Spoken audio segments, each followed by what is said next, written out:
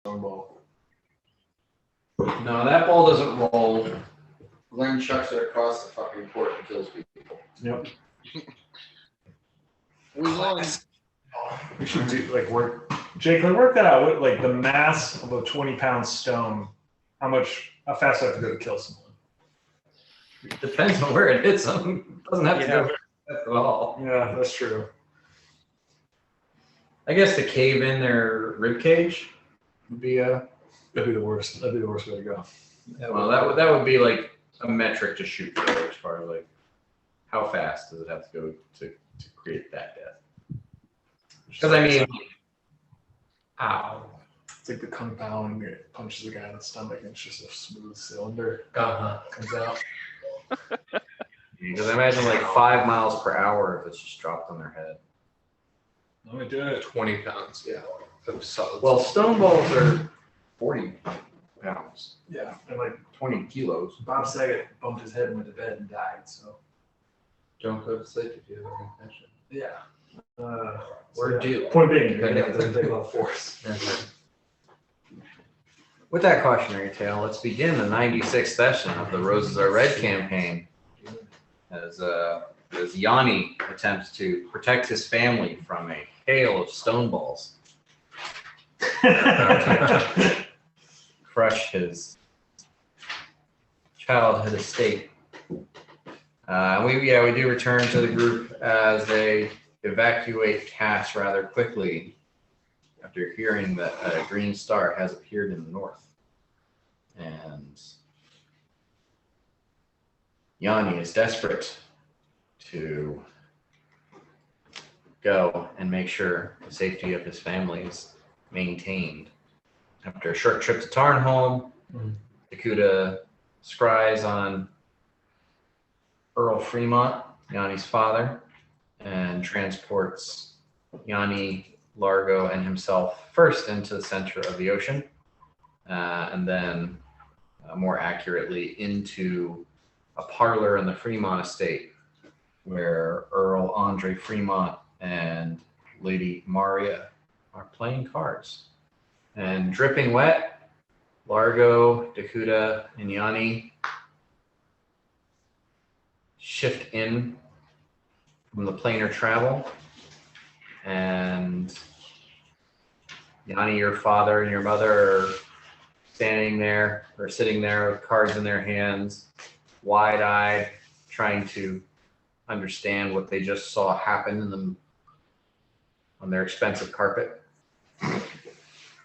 So, yeah, I would seawater and It's good. It's all good. It's a nice Stanley steamer that'll come right out. I have a guy for that. I have a guy that'll clean that right up. do you have a tuning fork for the Stanley steamer plane? That would be a horrifying plane existence. It's so hot and expensive here. So yeah, I guess we drop in. They look fucking just astounded, and I would look at Largo and say, "Go back and maybe give me a few minutes and stand, and I'll let you know if it's okay to come, and I'll let them leave. That way, I have time to try to bring them up to speed." Okay. So Largo is going to teleport back to Tarnholm with Dakuta. No problem. And Yanni, you are left alone for the moment. Yeah. So I guess I start with, "Hey, Mom and Dad, it's me, Yanni." Are you there, Dad? I'm sorry to barge in. I'm going to try to sound like not a crazy person, but a chaos god in a children's storybook told me that a week after I saw a green star in the north sky, my entire family would be killed. So I saw the star and I came home.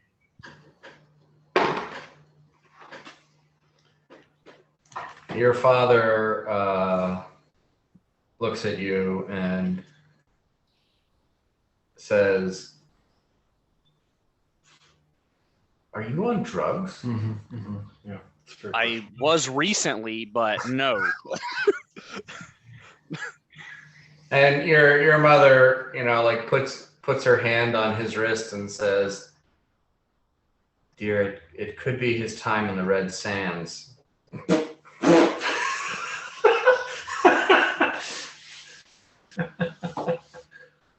Mom, I'm not crazy. At least I'm not crazy right now. This happened. I've got the friends. They were there. They saw this, and they are coming to help as well. And this is serious.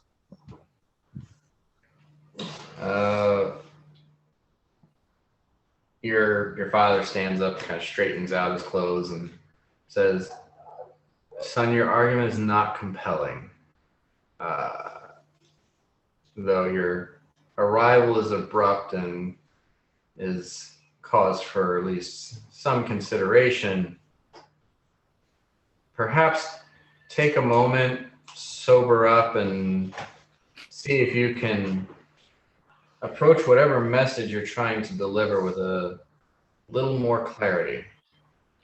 He says, "I'm going to go fetch your brother." Sometimes parents just don't understand. Yeah. Maybe Alexander will know. Meanwhile, in Tarnholm, Largo and Dakota reappear. Would Largo teleport to Tarnholm to then go to Cass? Because I figured Dakota would just go to Tarnholm, Largo would just go to Cass. We all went to Tarnholm to get Dakota. Yeah, I thought. Oh, we all went to Tarnholm? Yeah, you Yeah, did. okay. Yeah, you all went to Tarnholm. My bad. I thought half of us were still in Cass. Oh yeah. No, it was like, oh, we all need to go. Let's go. And then, you left the Dawnhammer celebration. Right. We Rather just said goodbye abruptly. for my money. Returning to Tarnholm,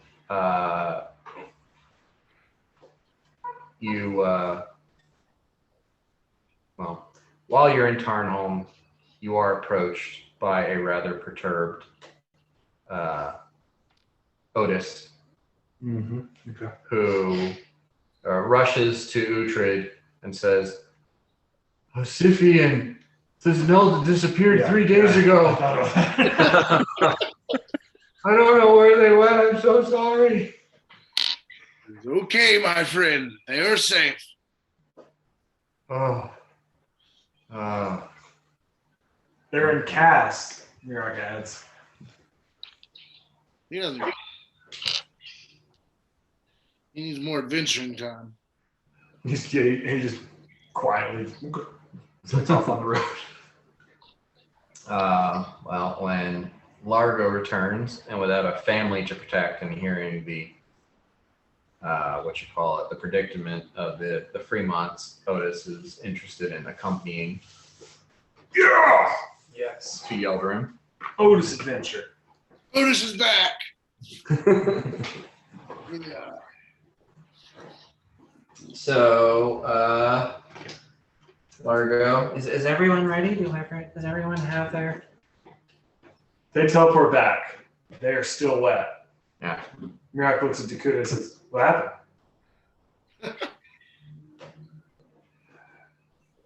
Travel of this type is very complicated. I point out and say, "I fucking knew it." And I look at Largo. I'm like, "Yeah, if you're driving."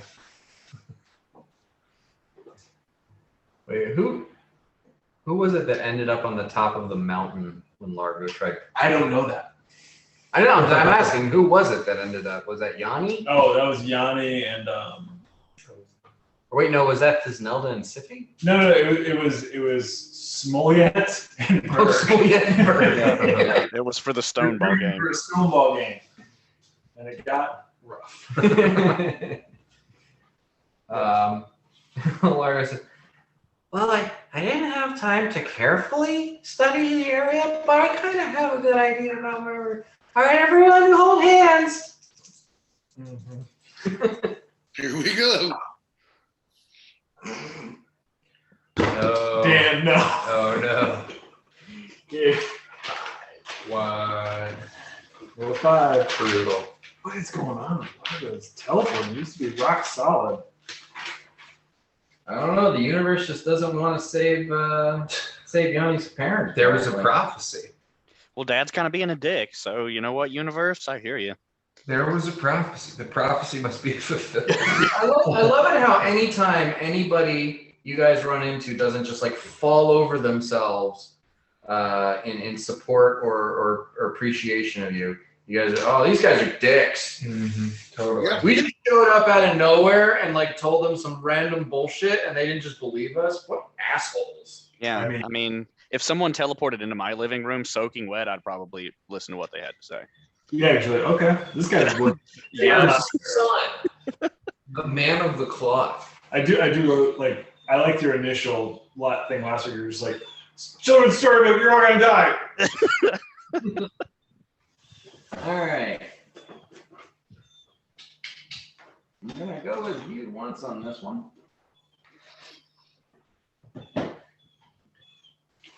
You all appear in a parlor in a well-appointed manor house. You are by yourself. There's a low fire in the fireplace.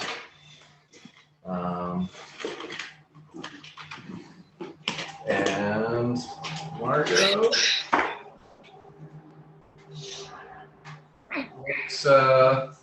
somewhere between confused and concerned. I'm gonna roll for perception to see if I even noticed that. All right, pretty good. 17. So total of fire. 19. It's more of a sense motive check. Sense motive. Okay. Well, I will You can use the same roll. Just, sense motive. I would like to make a perception It's the check same. Okay. to assess the quality of the parlor that we are in. Okay. Like how fancy is this? You know, we've been in praise. Is this like an Earl level parlor? Perception or appraise? Well, if you're trying to appraise like the Like the value of the appointment here, I mean, you can perceive that you are in a wealthy person's parlor, but if you're trying to figure out how wealthy, 10 appraise check. probably, baron or above. Okay. All right, cool. What do I give a 19 sense motive looking at Margot? Even though he teleported you here, Mm-hmm. it does not seem that he knows where he is. With that awareness, I look at Largo and I say, so are they somewhere, different room? Largo's been very good at teleporting, so Merrick's like, we're certainly in the right place. Maybe just not the right room. What were you going to say, Glenn? Can I look around the room and see if there's any ale there in the parlor? Mm-hmm. Parlor ale. Sure. Like this. What did you say? Yeah, if you'd like, you can look around and see if there's any alcohol in the room. Do I see any? What did you roll on your perception check? Okay. It'll be pretty high. I rolled a natural 20, which 20. Yeah, you did. Yeah, dude. Yeah, Uhtred, you appear in this parlor and you look around. Oh, nice. And you're directly focused on the decanter sitting on a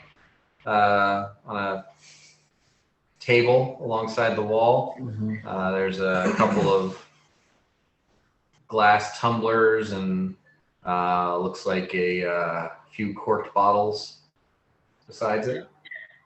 I would like to, and I think I'm using this right. Let me know if I'm wrong. I would like to try the ale and use knowledge nature to know if I notice the ingredients and to know what area we are in. Ooh. Okay. It's not ale. There is a decanter and there are a couple of bottles of wine. Okay. Can I do that? I mean, Sure, yeah. Gonna sniff the terroir. yeah, he's like, this is definitely a Loire Valley. All right. I mean, yeah, he knows his booze. Pretty good. 26, 27. All right. You open the decanter. Take a whiff. Pour some into one of the tumblers. Give it a swirl. Take in the scent. Take a small sip from the tumbler. Appears to be some sort of a brandy made from fig or date, perhaps. That would put you north of the Riakalm Strait, near the Hemeshron Caliphate, in the somewhere along the Verdant coast. Should be in the general vicinity. If this is a local, Right.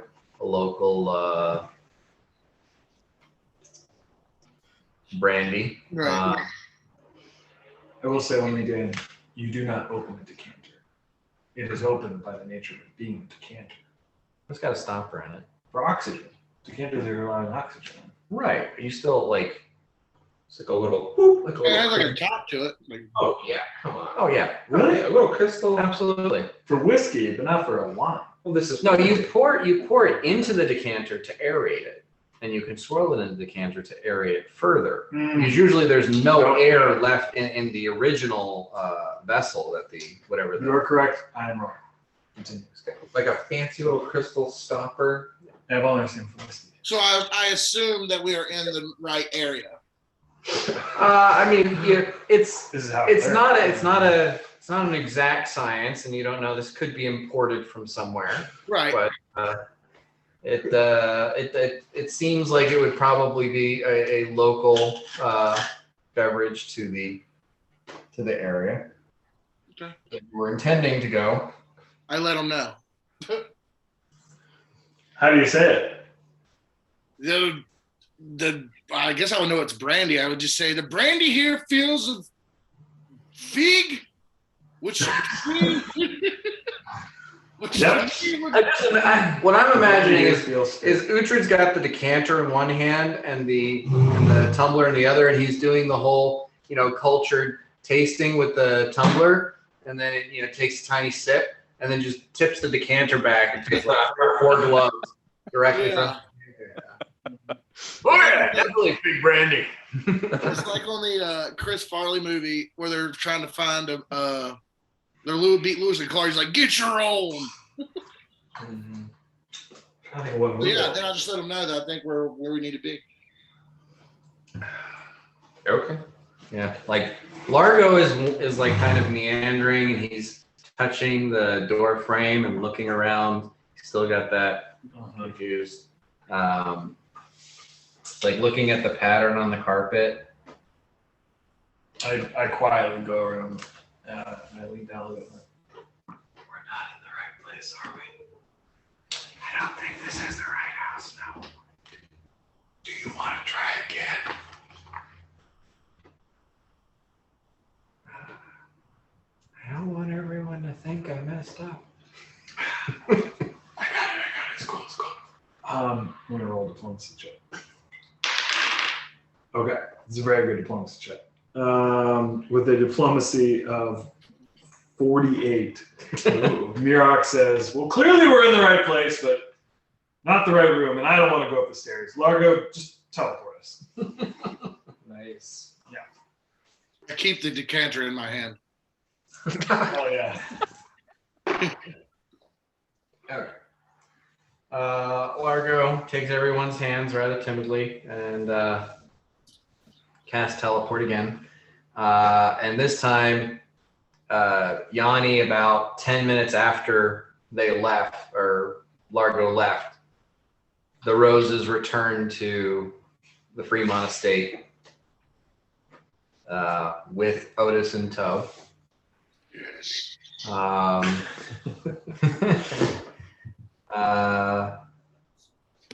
Your mother has just been like sitting and asking you, what you've been up to, how everything. It's a little patronizing.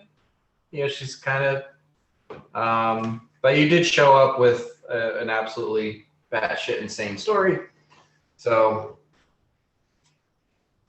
she asked you a little bit about, have you been able to control your emotions? I know that after your ordeal, things, you didn't come back the same person as you left.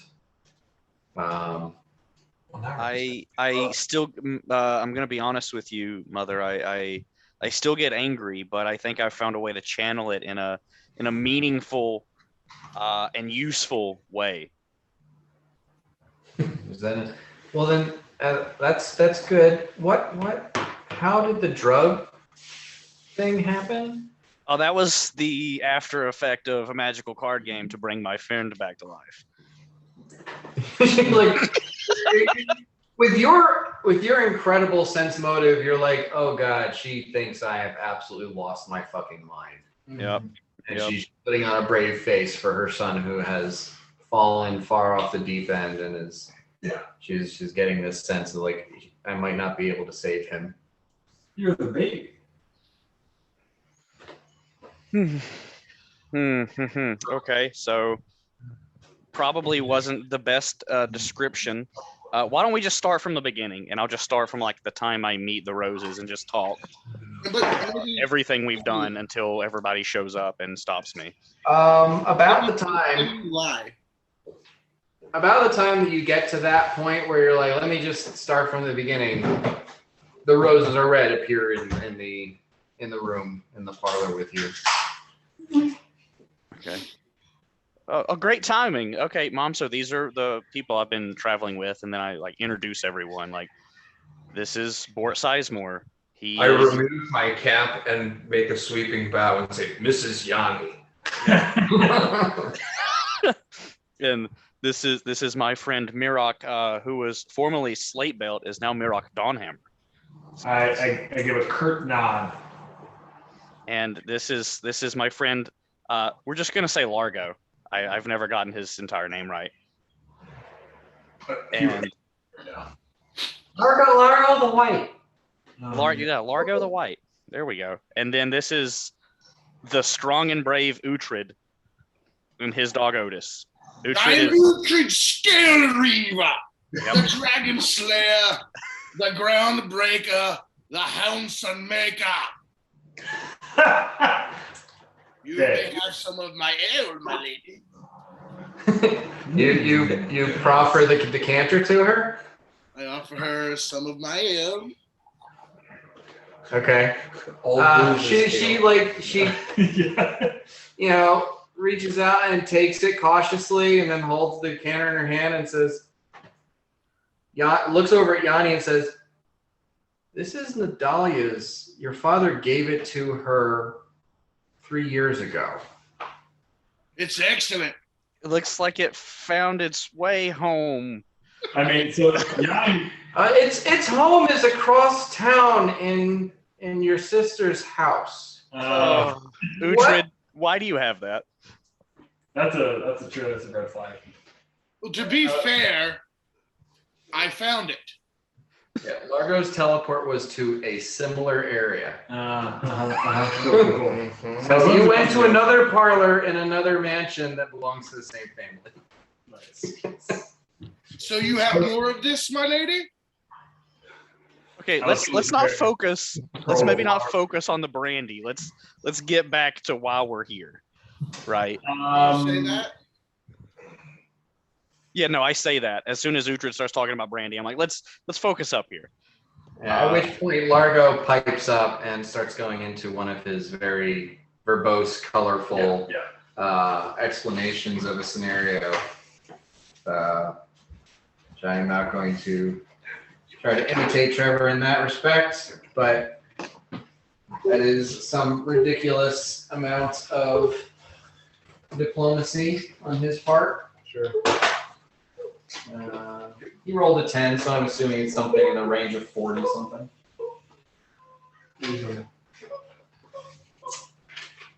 So what is he like thrusting at? Like what's his bullet points? That they did receive a portent from a very powerful Fey entity that when a green star appeared in the north, the Fremont family was in grave danger, and Yanni, the ever dutiful son, has rushed to his home the moment that he was made aware that such a green star has appeared, and he is hoping that he can avert such disaster. Yep. Okay. Mary doesn't have anything to add. We're in a very similar parlor. Mm-hmm. I look for the comparable sort of drinks cart and fix myself a beverage from a handy decanter. Take the stopper off. Oh yeah. There is what appears to be a counter with a few different bottles. No fig brandy, but taking a account of what seems to be there and what things smell like. There's a gin, there is a rum, and there are a few bottles of wine. I make a stiff rum drink and lean against. Is there a mantle? Is there a hearth in this parlor? I lean against the mantle pensively. Sip my rum, my neat rum is, Slowly stroking your goatee. Exactly. And Staring into the fire. Into the fire. A rum thing. Mm-hmm. At about that point, Earl Fremont returns. And this is the first time most of you see him, an elderly man with a familial resemblance to Yanni, but probably into his 70th decade at least. And he enters the room with another individual who looks, again, with a familiar resemblance to Yanni, but at least 10 years his senior. And Earl opens the door, and there's this, moment. I don't know. He might have gotten into, and opens the door, and then there's like the roses are red in his parlor. It's a whole vibe going on. Pensive. And the younger guy is, like, what the? And Earl Fremont says, I suppose, welcome to the Fremont estate. You must be roses are red. Mira does a bow, like a very rigid bow, and he says, "We're here at your service." Hey, Dad. Hey, Alec. We're here to help. I know I probably should have got my thoughts together before I barged in soaking wet and said you're all going to die. So hopefully my friend Mirak and my friend Largo can help tell the tale completely and in a way that makes sense.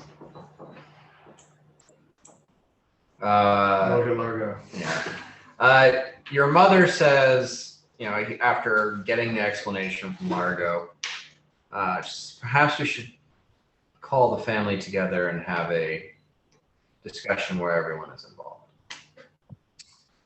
And your father says it's fortuitous then that it's a Fremont family holiday, and almost everyone is at the estate today, and they will be for the next 3 or 4 weeks.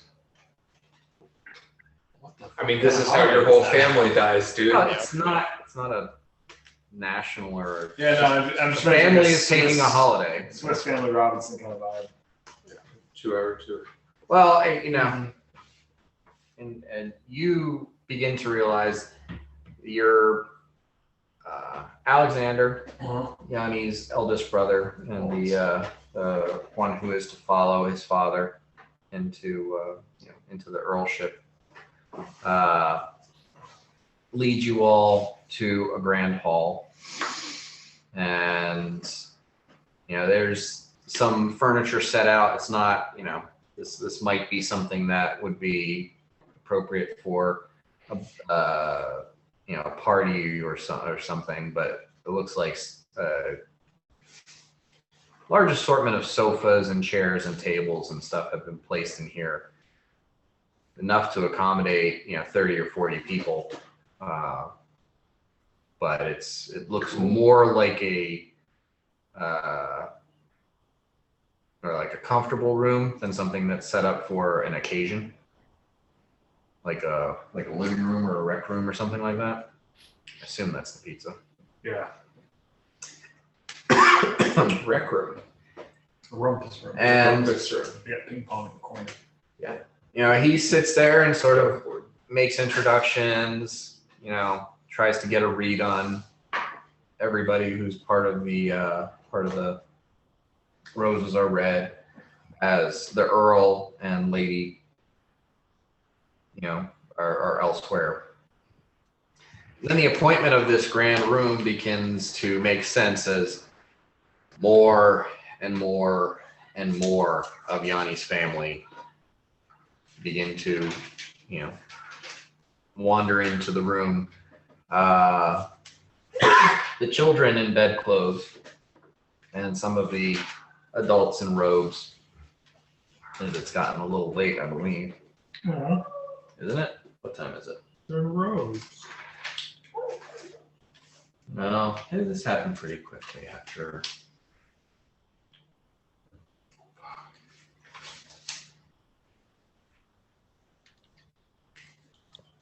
Oh, damn it. So yeah, it's like at this point maybe 9 o'clock, 9 p.m.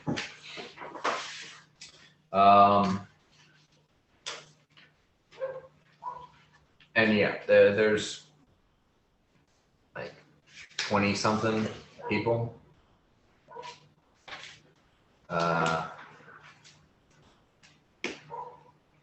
In the room at this point. When All human. almost. Almost all human.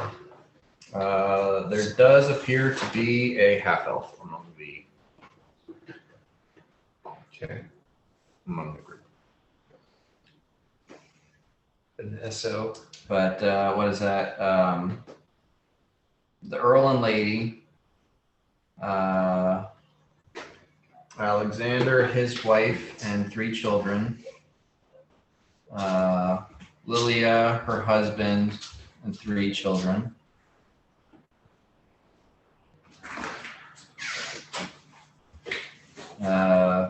Medelia, her husband,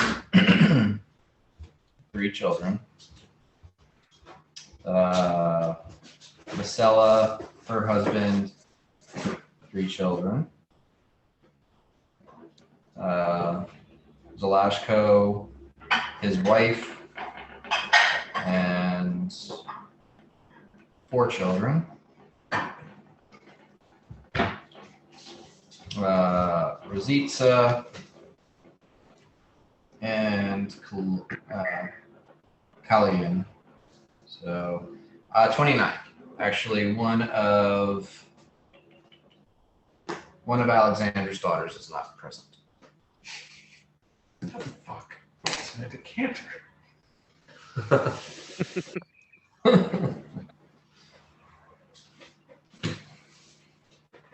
Room full of Yannis. Yeah, I'm just imagining like Yannis with wigs, blonde Yannis, Yannis with mustaches. It's like when Flanders has a reunion and there's like a British one is like, oh, hi, diddly do. Flanders is.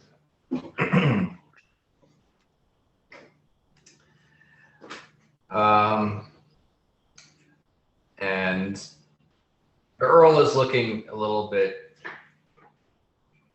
annoyed, but your mother's reassuring him that no, this is important.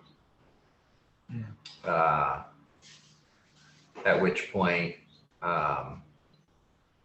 Largo says something like, "Oh, I have an idea," and he begins to create a illusion and sort of storyboard Yes. The- Yes. the Eternals. the whole situation with going into the storybook and going through the different fairy tales and then meeting baby and like he's getting a little like he includes everyone's family thing, not just Yanni's. Yeah. And like a couple of you are like, Yeah. Here's us. I'd be like, tighten it up.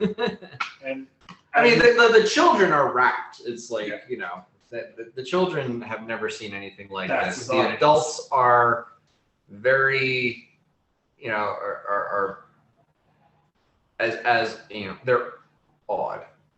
as he's doing this, Mirok whispers in Largo's ear and include why we've decided to support Yanni. Show some of his like incredible acts, like when he charged into a group of gnolls, when he fought a dragon, when he punched a chaos angel in the face.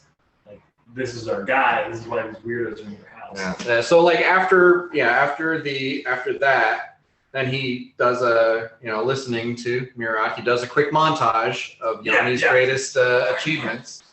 The sponsor me video. And like it's all going really well until there's that one scene where Yanni drinks the Uber Quench and turns into a raging beast and then like runs down and he's like, no. Time it up. And then he goes, and then recently, as our wise and powerful friend has informed us, a green star has appeared in the north. And he switches to a night sky with a brilliant green star showing, and you're all pretty sure that that's not the orientations of stars or the brightness of the green star, but sure, whatever it's. While you're present, the stars. Mm-hmm.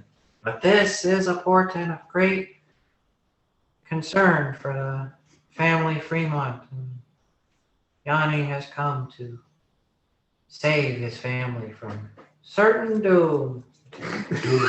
Those are opposing ideas, Largo. Largo rolled a 2 on his diplomacy check, which is still like a 30, but it's bad for him. Save you from this unsavable beer.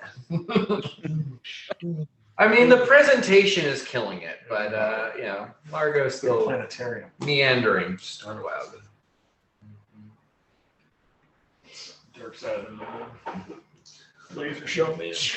Everybody's mind is. That concludes the video portion of our presentation. And your family is all sort of murmuring, and the wives and husbands are murmuring to each other. The children are clapping and more. Not really understanding a lot of the gravity of the situation. Some of the older teens are a little worried, a little concerned about what exactly all of this means. And Prophecy. your older brother, Alexander, stands up and clears his throat and says, Yanni, what is this threat that has befallen our family? Do you know? I do not know. Then how do you intend to protect us from it? I thought at the very least we could be here. Yeah. At that, Mirok steps in and says, we have put everything aside to defend House Fremont, not for profit, not for glory, but for our friend here, Yanni. But we are strangers in your land, and we need to know if there are any that would seek to do you harm. I'm talking like Law and Order. Have you been arguing with anybody recently? Like that kind of. Do you have any enemies? Yeah, that. Enemies? Has there been any stirrings in the Red Sands? Ooh. That's the lingo. That's That's how you know. That's how you know it's local. Oh, what's going on? I know it's bears. Just stands in the red sands. Your brother, your older but younger than Alexander brother, Velasco, says, you would know better than us. You know, that was your beat, wasn't it? I haven't been there in some time. Yes. Well, we don't vacation there either. I don't like your brother Velasco. Just to let you know how Merrick feels. It's him. We have cramped their style. This okay. I would like to propose an idea, and let's talk about it. This isn't me saying that I'm demanding an ultimatum, but what if the celebrations, the weeks-long celebrations that the Fremonts are currently enjoying, was ended early, and some distance was put between the family, just to err on the side of caution.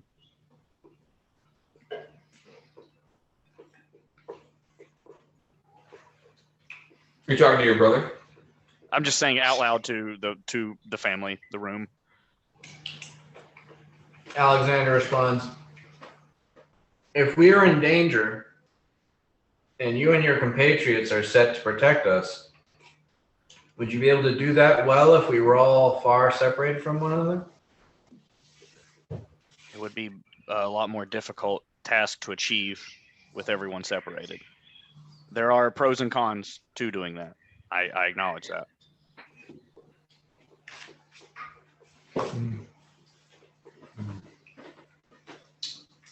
Your brother comes up and puts his hand on your shoulder and says, I want to believe you. And you and your compatriots are capable of astounding feats. But if this family truly is in danger, casting us to the four winds and separating us, that doesn't sound to me like the most safety available. I want to be able to protect my wife and my children and my brothers and sisters and their spouses and children. That is father's duty, and that is the duty that I aspire to one day. Alec, I really mean no offense, but I think this is beyond your and father's capabilities. And yet you don't know what the threat is. You see why that gives me cause for pause and concern? Then at least let us stay for the week. If in a week's time nothing happens, I'll go. You'll never see me again. Damn, baby. Your mother interjects and says, Yanni, this is your house just as much as it is any of ours. And your friends are welcome here. Thank you. I hope I'm wrong. I hope nothing happens. But I want to be here if something does. So Udrid says, what is the celebration of the week's occurrence? What do we party for?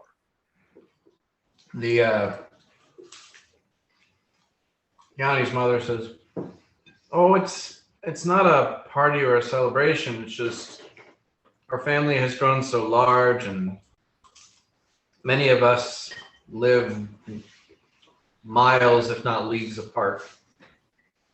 And we set aside 1 month every summer to gather together and remind ourselves of what our family is about and our bonds with one another. It's sorry, Master Dwarf, but it's perhaps a more low-key function than you were assuming. This seems strange. In Dwarvadutra, I said, I agree. I mean, mathematically, at a certain point, there'll be too many of them to keep doing this. So I do it for the purpose of it to be together. No, we also roll sense motive. Pretty good. While Yanni was talking to his brothers, his mom, I want to be watching his dad and seeing if I like pick up on anything. So with a sense, no, I'm gonna put an action on that. With a D10. Oh, bummer. What a weenie roll. A sense motive of 20. I observe his dad while Yanni is talking to his family, seeing if seems like his mind is on something. Does he look concerned? What have you?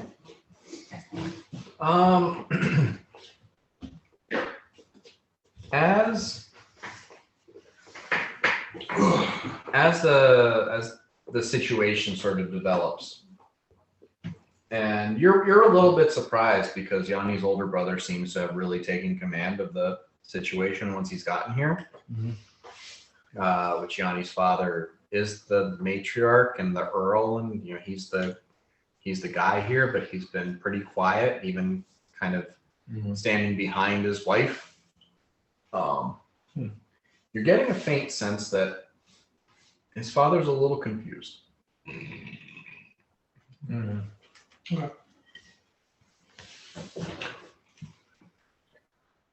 And he's having trouble processing the scenario.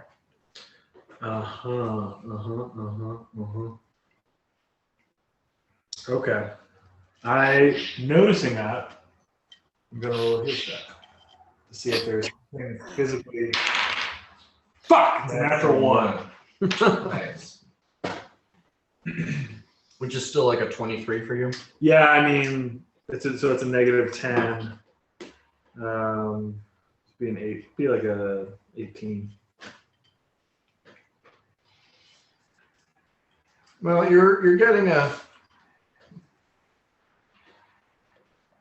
you get a sense that there's a brave face, but there's it's over an amount of stress.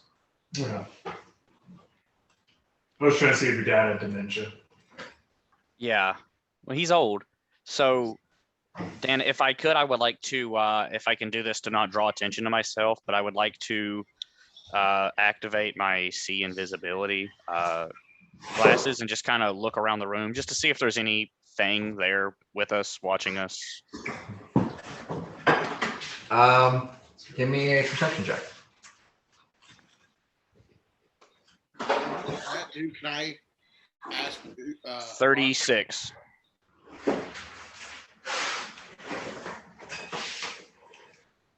There does not appear to be any invisible entities in the room.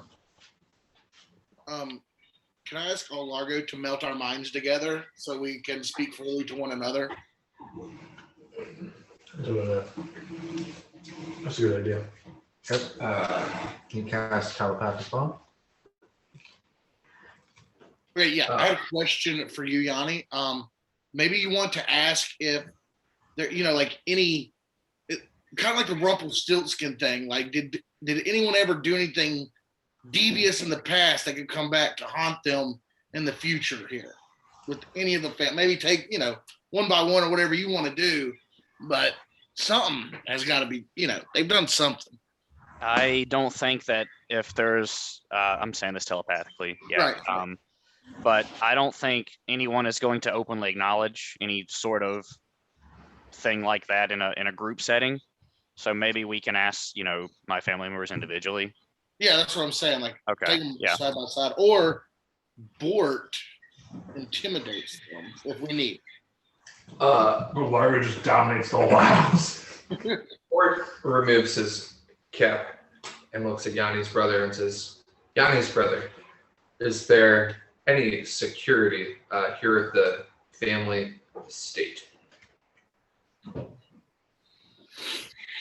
Nothing drastic. And he kind of looks over at his other brother, and his other brother's been like keeping an eye basically on his. So there's Alexander and there's Jelashko.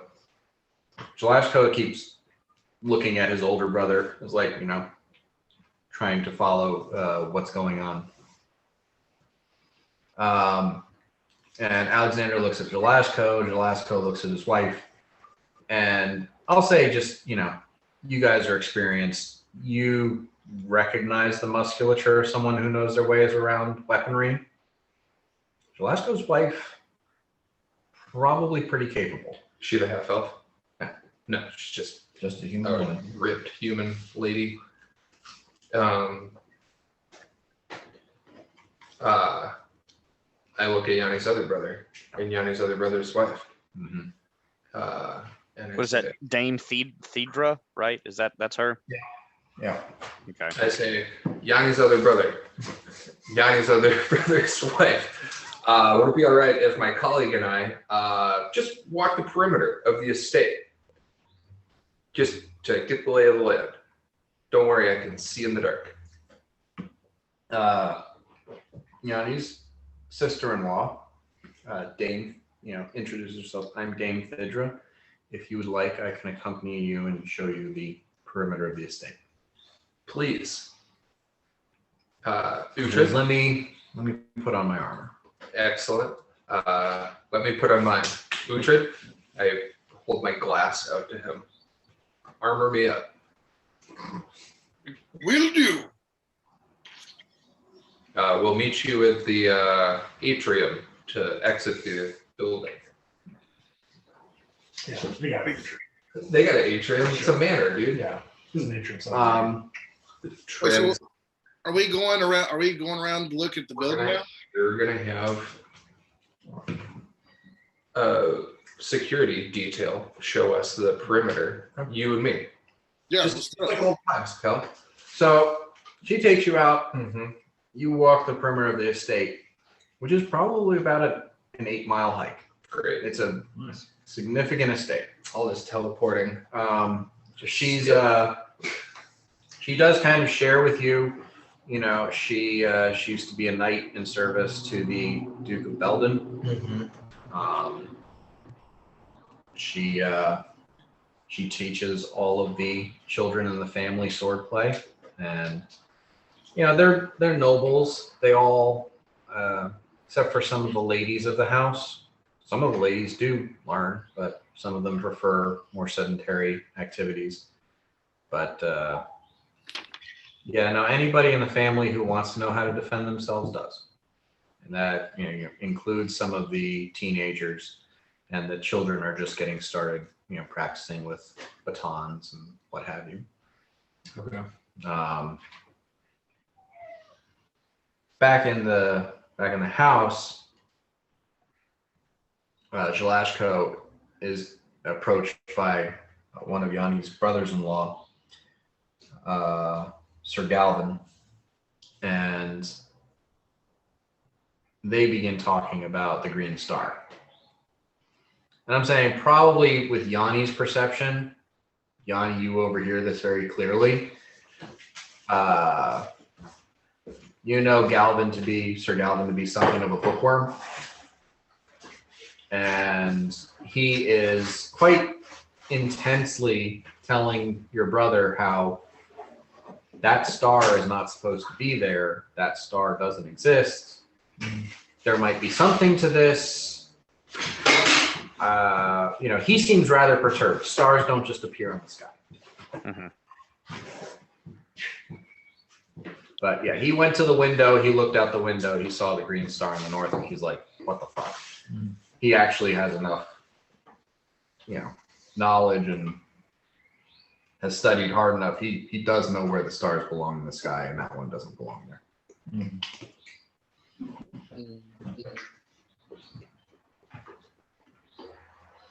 For the rest of you, the family seems concerned. The kids are beginning to pick up on the parents' anxiety. Some of the kids are getting a little upset. Largo starts making some small illusions to try to distract them. Nice. But some of the younger ones are getting a little Like they need to be, what do you call it? Soothed by their parents. Things are getting uncomfortable.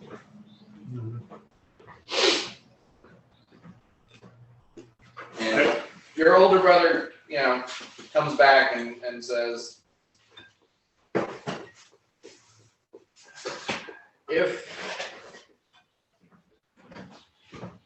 If Galvin Zelasco's concern is to be warranted and your portent of doom is accurate, I think it would be prudent to see or exhaust all options on figuring out what exactly the danger is. Now, our family really doesn't have any significant, not enemies that would seek us dead, unless there's something you've done in recent history that might bring such ire onto us. Given the nature of your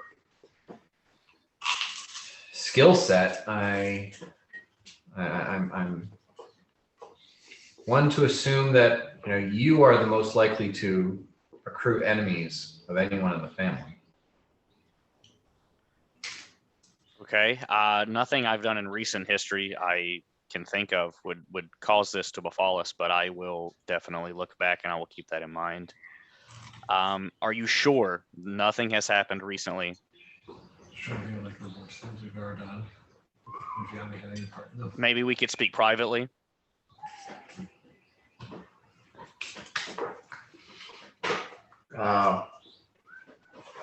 He nods and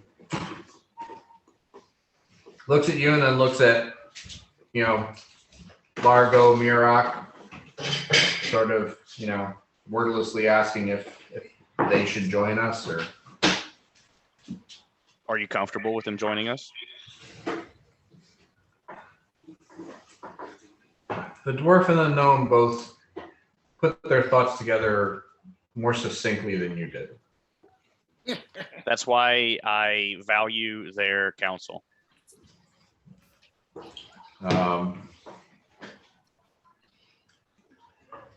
Say Largo is more concerned about calming the children, but if Muroc, you wanna. Yeah, I'll go with him. Yeah. So we're talking to your older brother, Alex? Yeah. Okay. So Alexander and your father both go to an adjacent parlor room and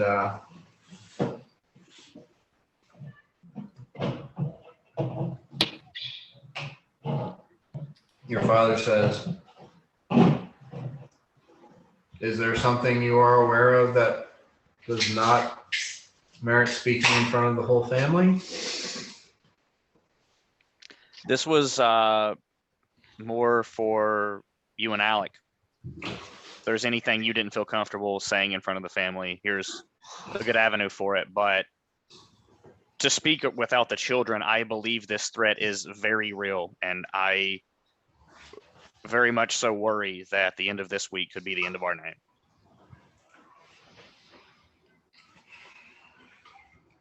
What's his dad's name again? Earl Andre. Earl.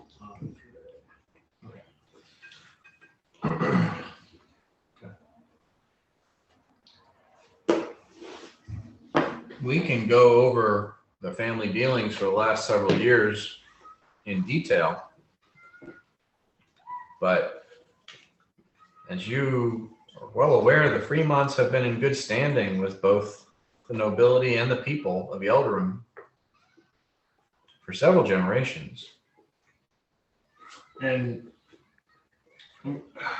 fuck, this is where it should be helpful. Yeah, you have knowledge and ability. I'm saying, like, can we try and higher family slots into the political structure of Antelon more broadly? Yeah, I can roll a knowledge and ability to try to put all that together.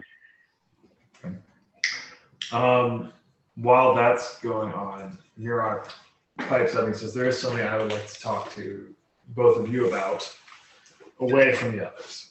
And obviously you can tell we take this threat very seriously. And I hate to ask this question, but it's an important question to ask. I have a skill set to protect and heal and keep people from death's door. I cannot keep 29 people from death's door. I need to know who should I be.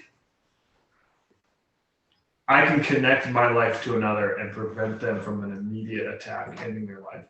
Who should I prioritize? And I recognize that is a terrible question to ask a father.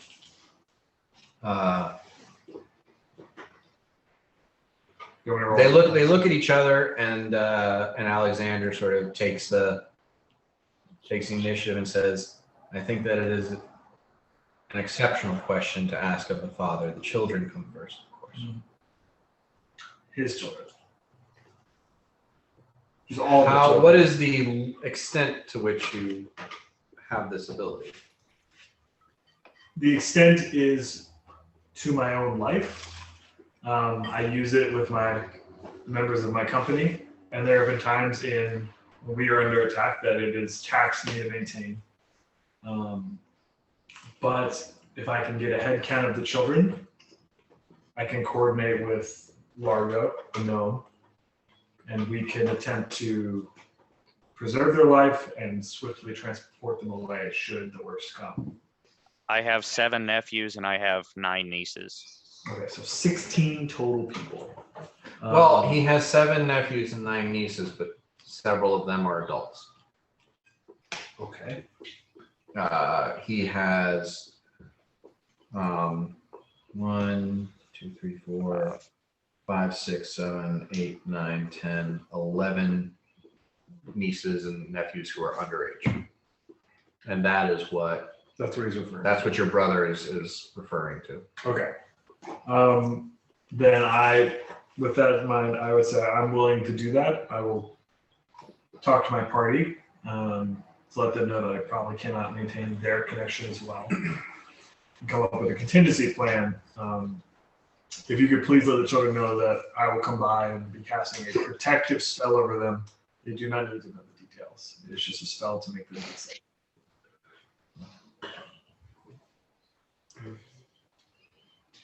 Because I'm assuming life, I can't just touch someone, but it's not a thing I can do secretly.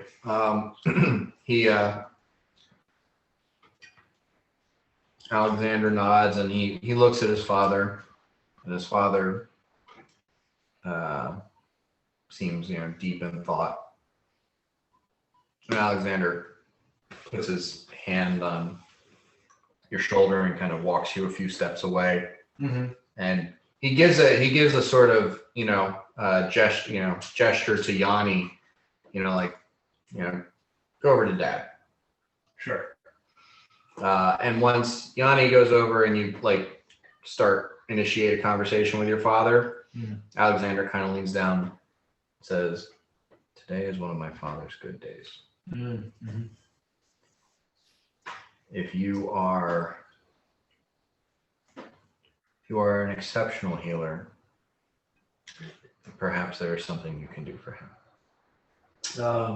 Ryuk replies, "You're telling me his mind is going." It's been a good day for him, but every morning is a flip of a coin. I say I can do something. It might be best in a similar fashion to the children to tell him I'm casting a spell to keep him safe, or a blessing of some kind. My father is not a child, but he does have bad days. I think it's best if he knows what's going on. Okay. Yeah. Will do. As this is happening, Uhtred and I, remind me of Yanni's sister-in-law's name. Thidra. We're walking the perimeter, making small talk as we're walking, looking at the features. So, Thidra, you get any? How close to the coast are we here? No, about 40 miles? You get any hurricane activity? Not No, this far nothing in. comes this far in. Sandstorms, tornadoes, unusual thunderstorms. Is there a monsoon season here? The desert doesn't really start for another 20 or 30 miles to the north. This is a fairly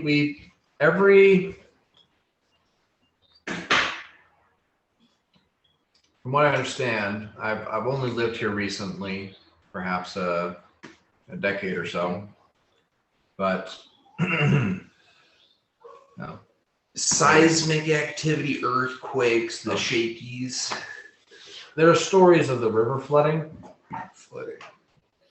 but that's, there are 10-year floods, 100-year floods. Mhm. The 10-year floods can cause some property damage. They're shaky for the houses that are near the riverbanks, but Nice manor house up on the hill here. Don't have to worry about that. the Fremont estate should be rather protected from such a. You guys had a good plague tear through recently. When was the last time we had some plague around these parts? A good plague? One that really is effective, that gets the peasantry dead. Look at Bort making friends.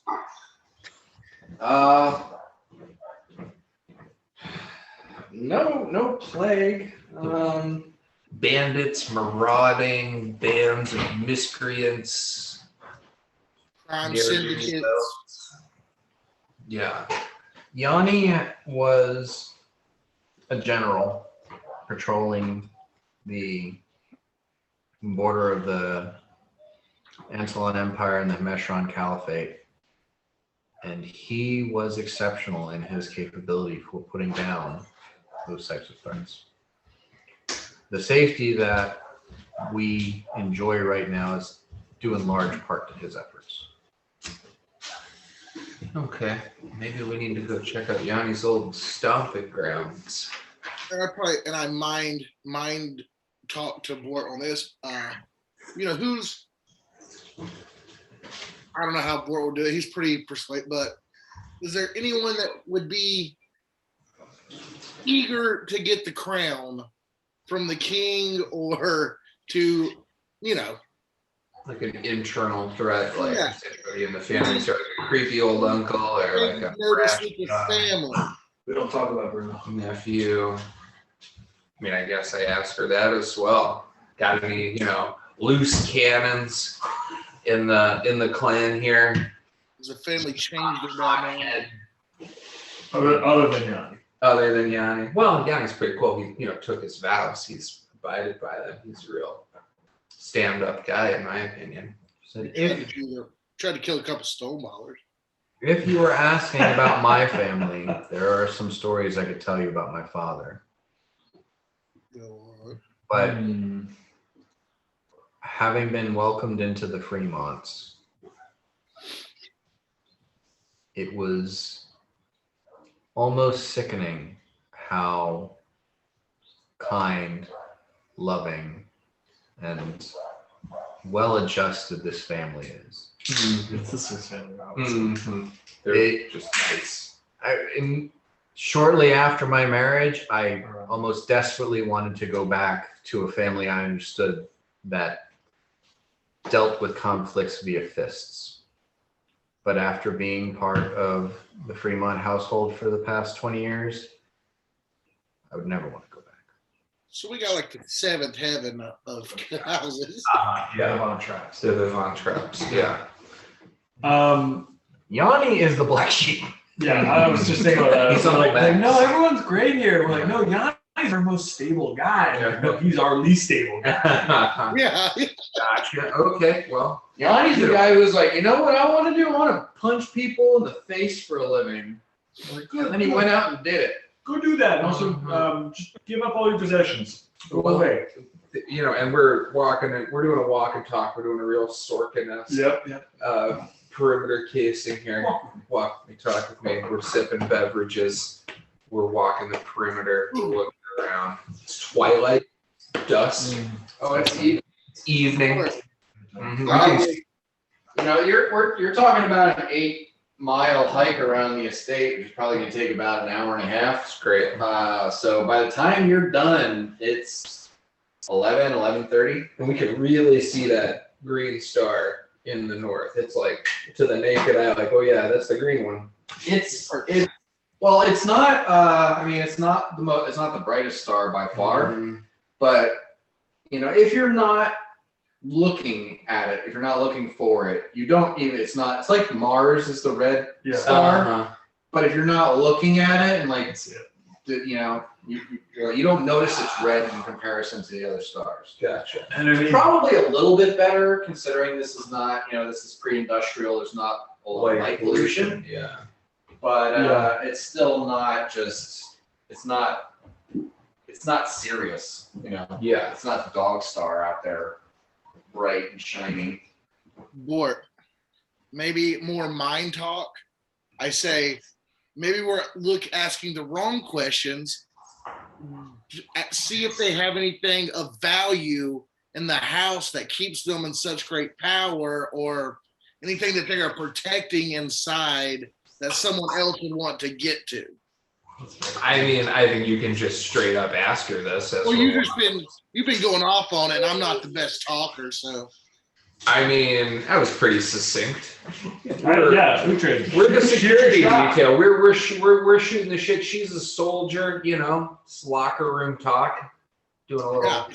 Yeah, I asked her that exactly. I go, is there anything inside these walls that are worth protecting? Anything that keeps them in significant power?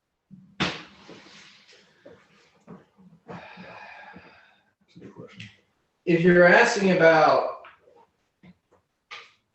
physical items, wealth, treasure, gold, things like that. No.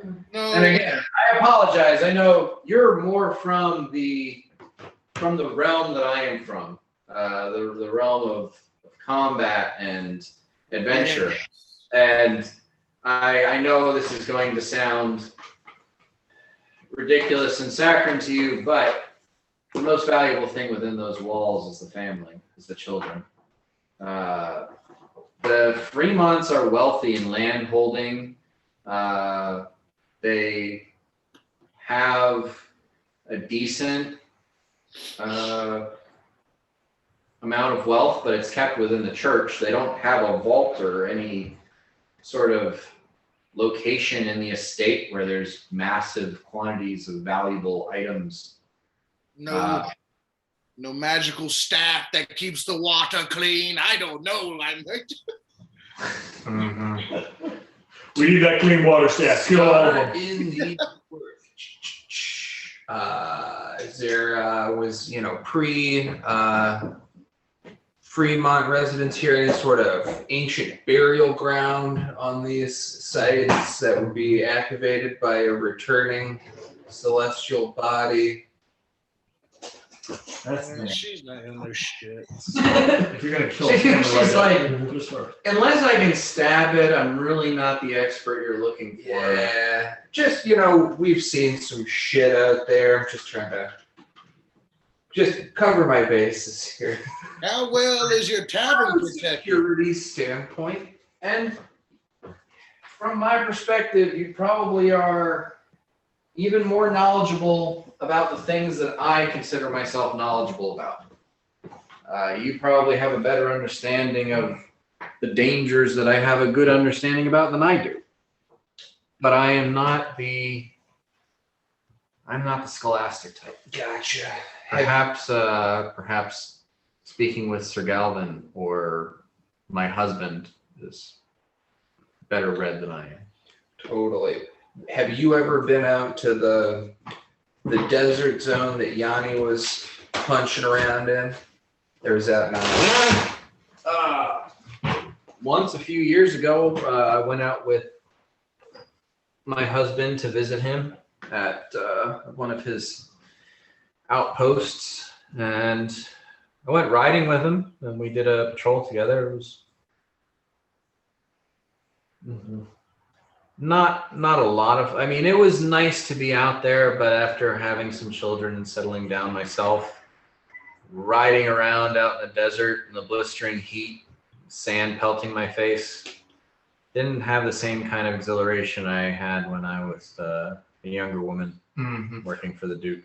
What's the threat from the desert? Is it marauders? Is it sandworms? Is it like an organized army. Is it Bandits and warlords mostly trying to take wealth from traders moving from the empire into the caliphate. okay? They're really not much. I mean, they're loosely associated and not organized enough to mount an assault against a state or a township or anything like that. But they attack caravans, they attack merchants, they attack trade routes. So the threat is, she's indicating the threat is not the Hemeshran Caliphate, is the people who kind of act, non-state actors in between. Bandits, warlords, Okay. people who live on the borderlands that, and there is some contested, does this belong to Antolon? Does this belong to Meshran? And that's kind of where these bandits and warlords sort of exist. Zone, yeah. There's a no man's land, Mm-hmm. and it's occupied by outlaws. Love a good outlaw. And Yanni's primary function when he was working with the Grey Knights was to stamp out those outlaws. And The Grey Knights are the servants of Wixen. Gotcha. Damn, it's too bad Trevor's not here. Yeah, big Grey Knight He guy. loves Grey Loves Knights. the Grey Knights. I don't think knight is the right term. I think there's another term for it. But I I'm got it here. perfectly fine to say that Sidra thinks of them as Grey Knights in the parlance of our times. Gray clerics. Mm-hmm. How many? Just talking. well, you've known the entire time that you have known Yanni. He only wears gray and black. Mm-hmm. Butcher, you got a question for our guy? Yeah, I kind of do. I don't know how close we are to getting back, or if it's just Bort, you would know this, or whatever. But how many people can fit in Largo's tower? I was thinking about that earlier. Because they're like, it's like a pill hotel where it's just like a bed in a slot. Yeah. Yeah, And the could we dining fit huge. Yanni's family in that hotel? You don't know specifically how many people it can sleep or keep, but you know that it feeds 100. Yeah. Mm-hmm. It feeds a 9-course meal for Yeah. over 100 people. Opulent. If you're saying that mentally, Mirak would chime in through the walkie-talkie. Yeah. That from his conversations with the father and the brother, he thinks the challenge would not be how many people does the tower sleep, but that they would not want to sleep in the tower. Panic room situation. Yeah, you don't want Well, if some shit goes down, you say, hey, safe space. Yeah, The building could burn down around us, and you'll be okay. Panic room shit. to. so it's like Just like a field astral plane, right? kids from sucking up all your HP. Yeah, and we could let them know like, you eat all the food, and Largo could set it up so it's literally just munch, and you go like Pac-Man, and you can go to the second floor. But anyone who's attacking them and doesn't know that could not physically get to the second floor. Hey kids. And I mean, yeah. Well, I don't know. Margo can designate who's allowed to use the door. I think Oh, that's yeah. a good plan. That's Lots of yeah, hospitality. Good panic room, fail safe idea. I think that's good. Um, Especially we tag it up. So we could like ask the family. I'll say this out loud so everyone here and see what Yanni, if he thinks they would go along with it. But like, kind of do like, I'm thinking of like Robin Hood Men in Tights, where you are just Robin Hood with their training. You know, like every day at the end of the night, you like rush in here. Like anytime this alarm goes off or whatever, we just have them train like for a couple days. you want a montage, is what you're saying. Yeah. You're looking for a montage where we So get when like, you say train, you mean like not like oh, we're gonna get these guys ready to defend themselves. It's like, no, you fire go drill. on this prescribed route to this location. You go in and hide in here. Like Yes. that's okay. I like that. a fire drill at school. If we can. Yeah. I mean, I think that's a good call. I think that part right there, fire drill at school, is exactly it, because their concern is the children primarily. So if we have Largo frame this like this is a game that we do, and the adults know it's not a game. The adults know this is where we're going to be safe. The kids perceive this as we're going to go to Largo's magical tower and eat fun treats. Oh yeah, and he's got that swing room, right? Those kids would go ape shit to swing in a magical swing room. Yeah. I don't think we got to sugarcoat it for these royal brats. I think they've had plenty of credible threats on their lives. Isn't that the nature of nobility? And all From this what cloak and picking up dagger? Bort, no. Isn't that how children grow up? Yeah, it seems like they Fear have no issue. that they can't shake for their adult. Their I would have cast a heal spell on your psyche, Bort. hands off. Uh-huh. Hands off. I What's your think new thing, Hammerman? Hammerman. uh-huh. My name is Dale Hammer. Hammerman. I like that idea. I think it's great. If it's okay to do now, in the room with your dad yelling. I mean, we're hearing all this in our brains, so maybe you can communicate that to your brother. Yeah. While that's going on, I would go over to your dad and attempt to fix his brain. Yes. Yeah.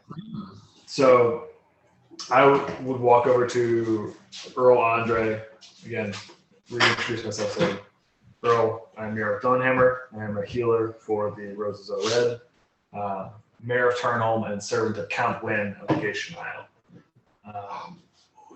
If you might, I hope to cast a heal spell on you that could return. Ha-ha! Yes! There she is. She does exist. It's easy when your back isn't to the screen. I know, it's so much easier. Number one. Oh, hi. Oh. Social media. Have a great time. That's right. Social media. Glenn is way up here and he's in a silhouette. Yeah, you can never see him. I'm the man in the mirror. I'm the man in the mirror. Michael Jackson. Cool, great to see you. First time for everything. Yeah.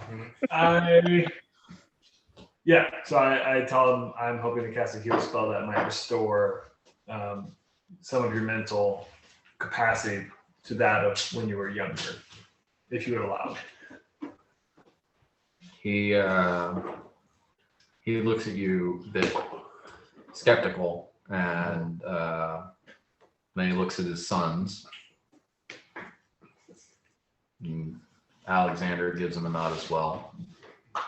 That man has kept me from dying many times, Father. You can trust him. He didn't need your brother's nod, he just needed yours. As well, Master Dawnhammer, if you believe you have something that you could do to clear my mind, I would not turn down such an offer. Thank you, my lord. I cast heal Be careful. because it lists that it cures feeble-mindedness, which I assume this is the closest proxy. Not great. What are you rolling for? Oh yeah, I don't need to roll. I was thinking of the other stuff. My bad. I just cast heal. Yeah. So I'll what did you roll? What did you roll there, I was like an 8. Nate? So like with your heal bonus, that's Yeah, 36. Yeah.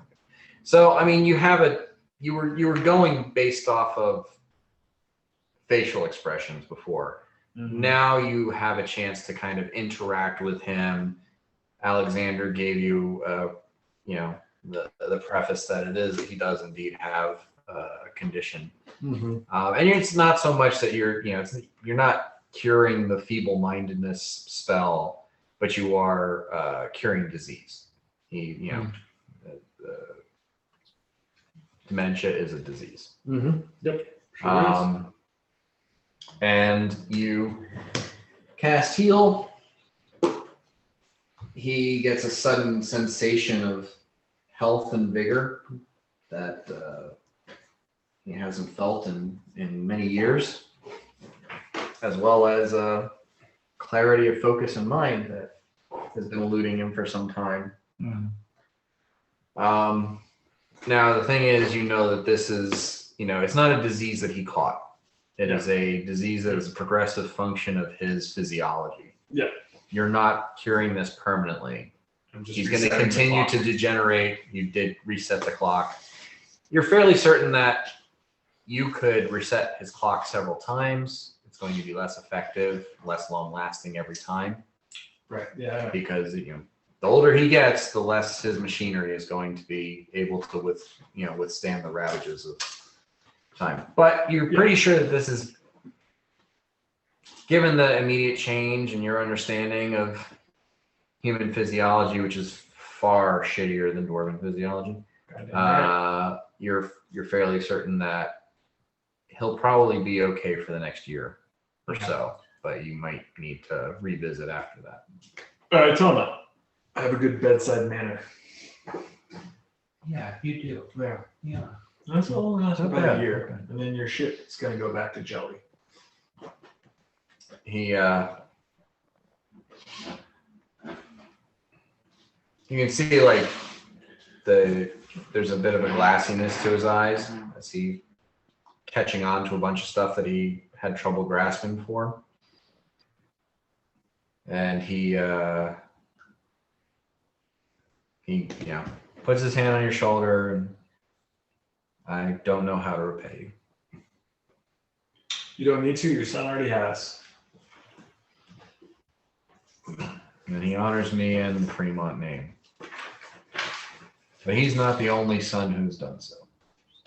And then he turns to Alexander and says, this second chance for me should not be at your expense. Prolonging my time as Earl via magic it's not a path I want to follow as some other nobles have. Mm-hmm. If it takes magic to correct what life has taken from me, and my time in this title has gone on long enough. I'm going to make the arrangements as soon as possible that the title is passed on to you, and I just want to say this now with the clarity that I have now and let you know. And the two of them kind of get into it. I mean, you fix the guy's brain, he's having a very intense reaction. And Yeah. And when he says he doesn't want to continue on as Earl, I'm just holding a harm spell at Sugar. I'm like, you just let me down. Just down he goes. I'll be Earl anymore. You got it. No. Yanni's father is a man of principle, and he doesn't feel like if it takes magic to keep him Yeah, I'm not in gonna show office, up every year. he's He's out. he's lived past his tenure. And Alexander's pretty much been running the show for the last couple of years anyway. Yeah. He's just been the dutiful son who's been protecting the father's legacy. Yeah. Covering. Congratulations are in order, Earl Yeah. Alexander. Yanni, not yet. Well, apparently the entire family is in danger. Let's wait until that is settled before we decide who's going to take what title. Fair enough. Well, that in mind, According to your Largo friend, the end of this week you might be the only Fremont left, and hence the Earl title goes to you. Let's try to avoid that first. Agreed. I happen to think I would make a terrible Earl. Turbo. Point proven. Can't even say it. Turbo. I find your assessment incredibly accurate, brother. God damn. These guys are nice, so sweet to each other, and just huge dicks to you. You can tell it's a a family ribbing. Okay. They're not being rude. They're being guys. Yeah, you're the little brother. Fuck you, man. Cool. While they're doing that, I wanted to roll a knowledge planes about this star because it's been rubbing me wrong that like if you're gonna kill a whole family, if you're just a standard threat, you're not gonna put a star up in the sky. So the star is connected to this somehow. I was thinking that was like baby doing us a favor, but I could be wrong.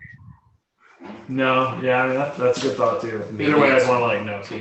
Yeah, that's fair. It's terrible. 29. Okay, knowledge planes.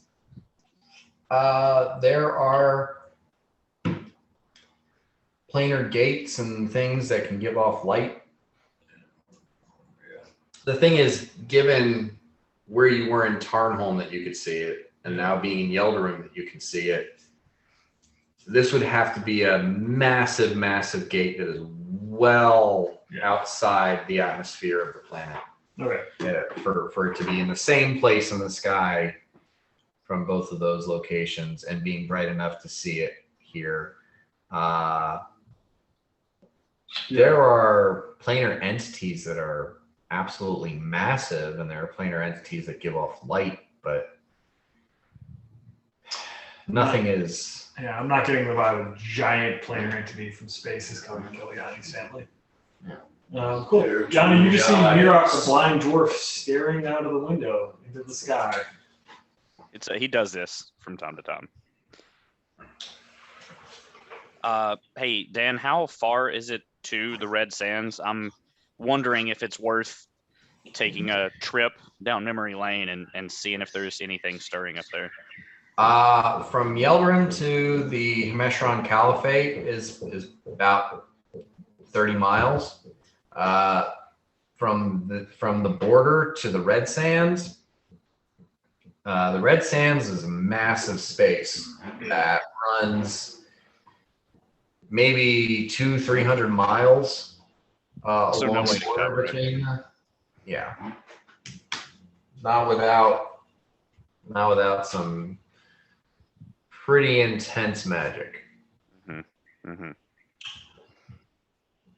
I was going to propose a little trip out there to our guide, Thena?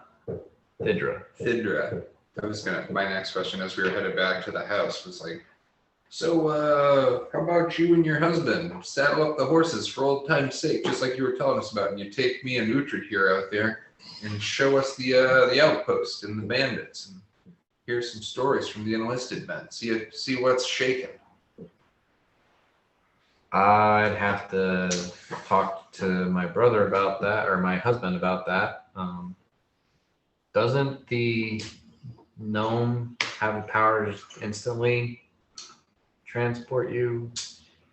Yeah, but we're kind of just casing the joint here, just seeing, You say casing the joint too comfortably, and she we're getting the lay of the land, just seeing what. she's like kind of looking at your armor, looking at your weaponry. blades, Mm-hmm.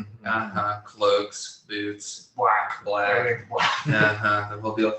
Don't worry. Dagger, rapier, Yeah. We're just casing the joint. Don't worry. Don't worry about it. I just realized I have darts for all of the children. They'll love them. It's a great game. No, that's we're not going to do that. We're not gonna. No. Just as tokens of affection for the clan. No. Find a different token of affection. No darts for the kids. Heard. Say no more, Mom. Say less. But yeah, let's head on out to the outpost and just see what we can see. Maybe tomorrow. Yeah. That's like I said.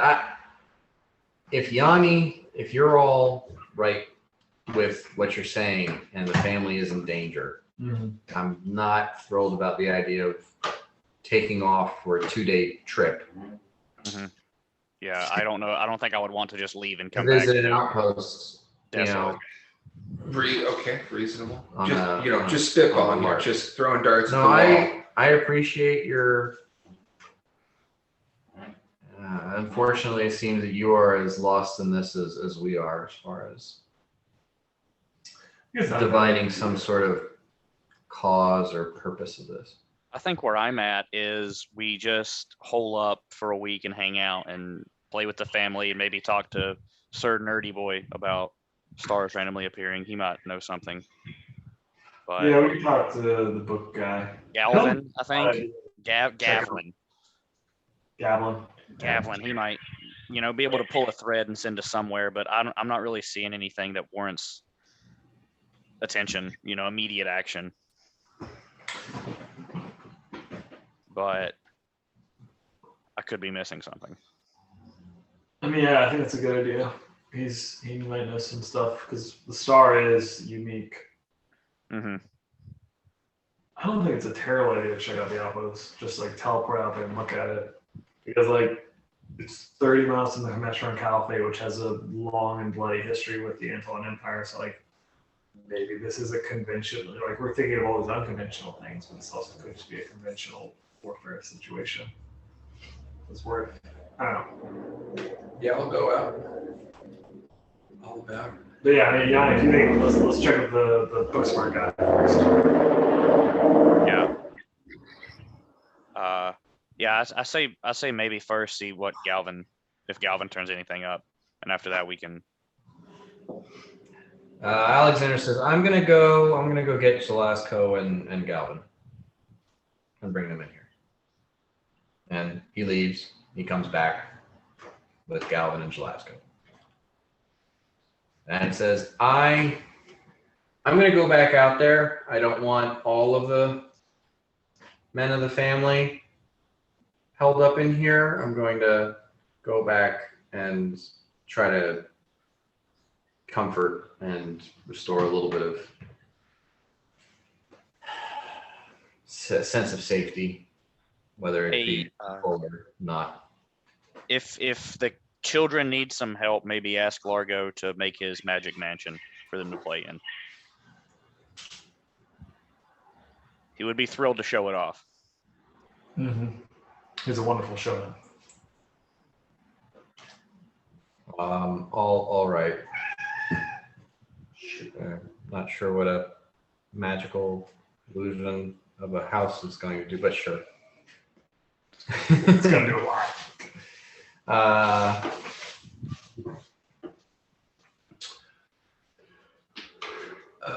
So you're now Mirok, Yanni, you're in the room with Shalazko, Galvin, and or is it Galvin or Gavlin? Yeah, I think Gavlin. Sir Gavlin and Shalazko and the Earl.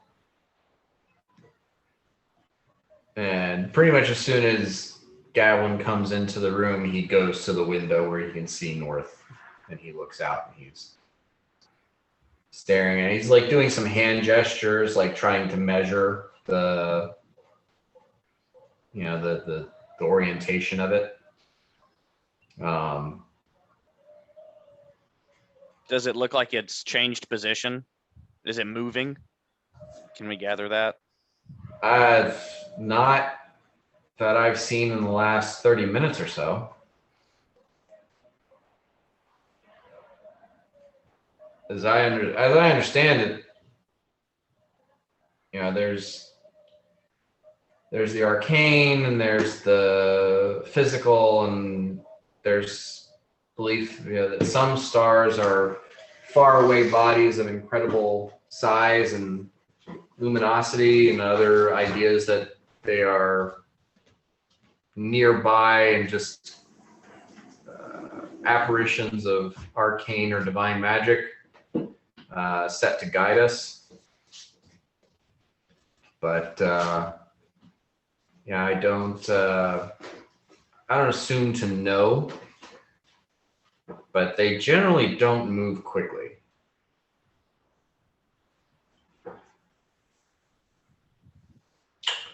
So this guy just saw the star tonight. Dude, I mean, like I said, it's not a bright, prominent star. Dakuta has been looking for a green star in the north. Mm-hmm. Yeah, we could just shoot right over. I don't really have any ideas other than just wait. At the moment, I don't know if Mirok, you have anything, or if the Earl has thought of anything.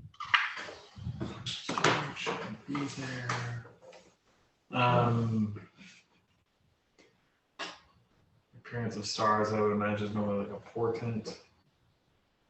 The Earl says perhaps we can go to the Temple of Peana, ask for a divination ritual or some sort of communion with Peana to offer wisdom or knowledge.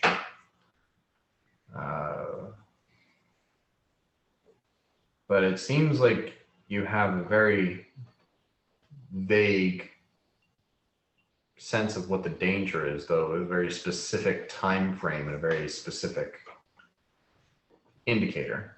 Mm-hmm. But the nature of the damage seems to be of the utmost concern in this scenario.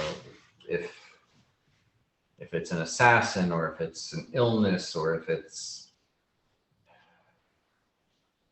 a collapse of the building or something, these all have different answers as to how we are to protect the family. Mm-hmm. Agreed. Yeah.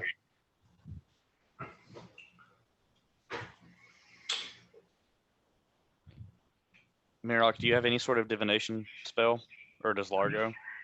It's not my bag. I don't know about Largo. Largo says, I have my sleeping friend. Yeah. I was thinking Well, that wouldn't hurt. What do we get? 3 questions? We need to, I guess, think about how to ask them. I mean, you're telepathically connected, so he's like, well, hold on just a second. I have to explain the children how to get to the swing room. he's loving At that every point, second. I'm on another plane and I can't. And it just like cuts out. He's in a tunnel.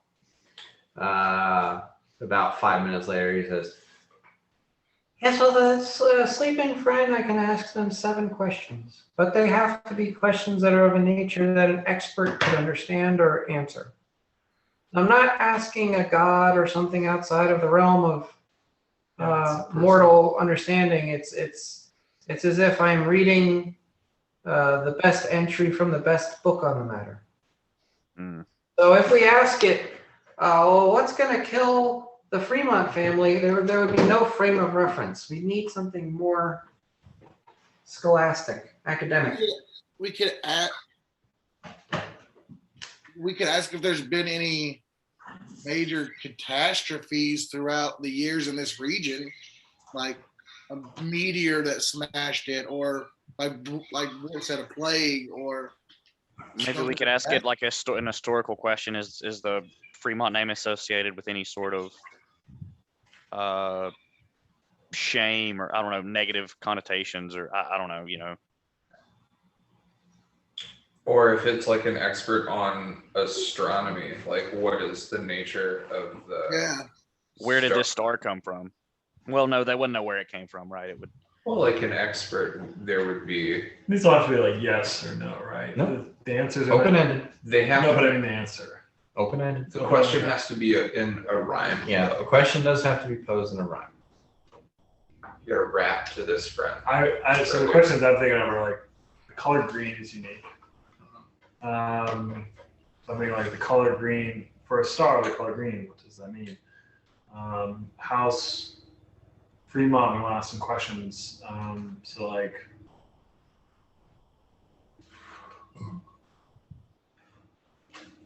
Well, we're returning to the manor with Deandra right now. I asked her, can we examine the kitchens? Has the meal planning for the group, is there a staff that takes care of that, a cook? I know you said you're Gesundheit, 40 miles from the coast, but needless to say, any shellfish is off the menu immediately. If there were going to be oysters or some, party urchin favors, we're pufferfish are out. Just covering bases here. Just doing rote rundown. She's. There's a staff. There's a couple of cooks. They've actually hired on some extra staff because the entire family isn't always here. So it's almost triple the normal number of mouths to feed. We're going to need to speak to this extra staff. My colleague and I will have some questions for them. So just as a reminder, or Largo remind you about the sleeping friend spell. Yeah. It's 1 question for every 2 caster levels. The duration of the spell is 1 minute per level, so I will time it. Yeah. And the what happens is the sleeping friend is considered to be an expert in all knowledge skills. So whatever question you ask, he rolls a check in the appropriate skill, and it's 10 plus Largo's caster level plus the die roll that determines the answer. So we're Yes, no guaranteed questions? knowledge 15s, right? Is that Yes or no questions can be, a little bit easier to, to get it. Like if you answer something more open-ended, you might get something that doesn't make a lot of sense to you. But yeah, so there's a. So I think we have 3 good questions as far as the nature of this threat. I think maybe the question might be useful for Largo Sleeping Friend to ask how it might manifest. Like, is this? Well, I mean, it wouldn't know because it's not a future base, it's not prognosticating. So no, that wouldn't work. Do you think it would be beneficial to try to do divination first and then come back to Largo Sleeping Friend? Like we might have more information at that point to. Yeah. I think let's do that. Let's go to Piana, and while we're doing that, we can be thinking of questions. Largo says, well, I mean, I can cast this a bunch of times. It's not like we only have to do this once. Oh, Maybe. I mean, if we go to the church, they're going to expect a donation or something. Let's not do that. Always the cheapskate. Well, it's just if you go to the church and you can abuse Largo spell casting a lot more than you can abuse the church doing you a favor, or you know what I mean? That's fair. Yeah, for sure. Let's ask some questions. Well, speaking of questions, Uhtred, I think you and I are going to have to do a little good cop, bad cop with some of this staff here. So while these devout worshippers I'm sorry, Bort. 1 second. Go on. Who is the good cop in this scenario? Oh, Uhtred is the good cop. So it's bad cop, badder cop. Okay. Don't worry, we run several successful establishments. We know how to deal with staff. Oh, you said good cop, bad cop. I thought you said bad cop, bad cop. Bad cop, man. I saw you go, and I just thought I have to go even harder. Gotta make you play human shit. Just rote intimidate the catering staff. Okay. Not right now. We'll wait, till tomorrow or when, but I'm not gonna. Yeah. Somebody might know something. Someone always. Hey, detective work, just, no stone unturned here. Yes. Everyone always has an alibi. We're getting down to brass tacks. Now, Mira, are you coming up with the rhymes? I mean, if you have questions to ask, I have 3 right now. The only thing I have, which have. doesn't rhyme, but the only thing I have is there a stain on the Fremont name? And I can't find a better way to phrase that. You know what I mean? That's fine. That's a rhyme. Is there a shame on the Fremont? Yeah, that's what I have. It's right there, right in my face. Okay. On your face, man.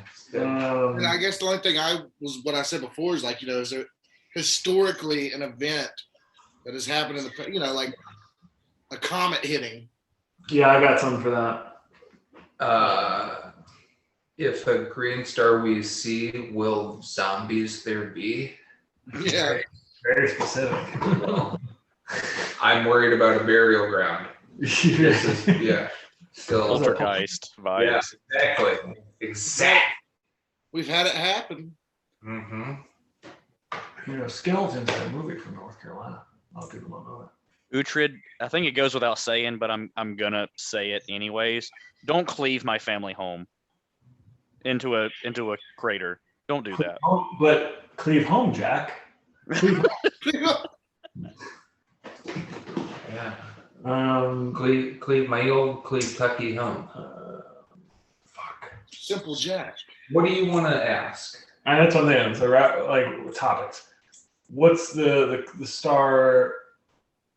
What's color mean? If it means anything. Is there a natural disaster? Is there a shame to the Freeman family? Can we get so asking the Largo sleeping friend.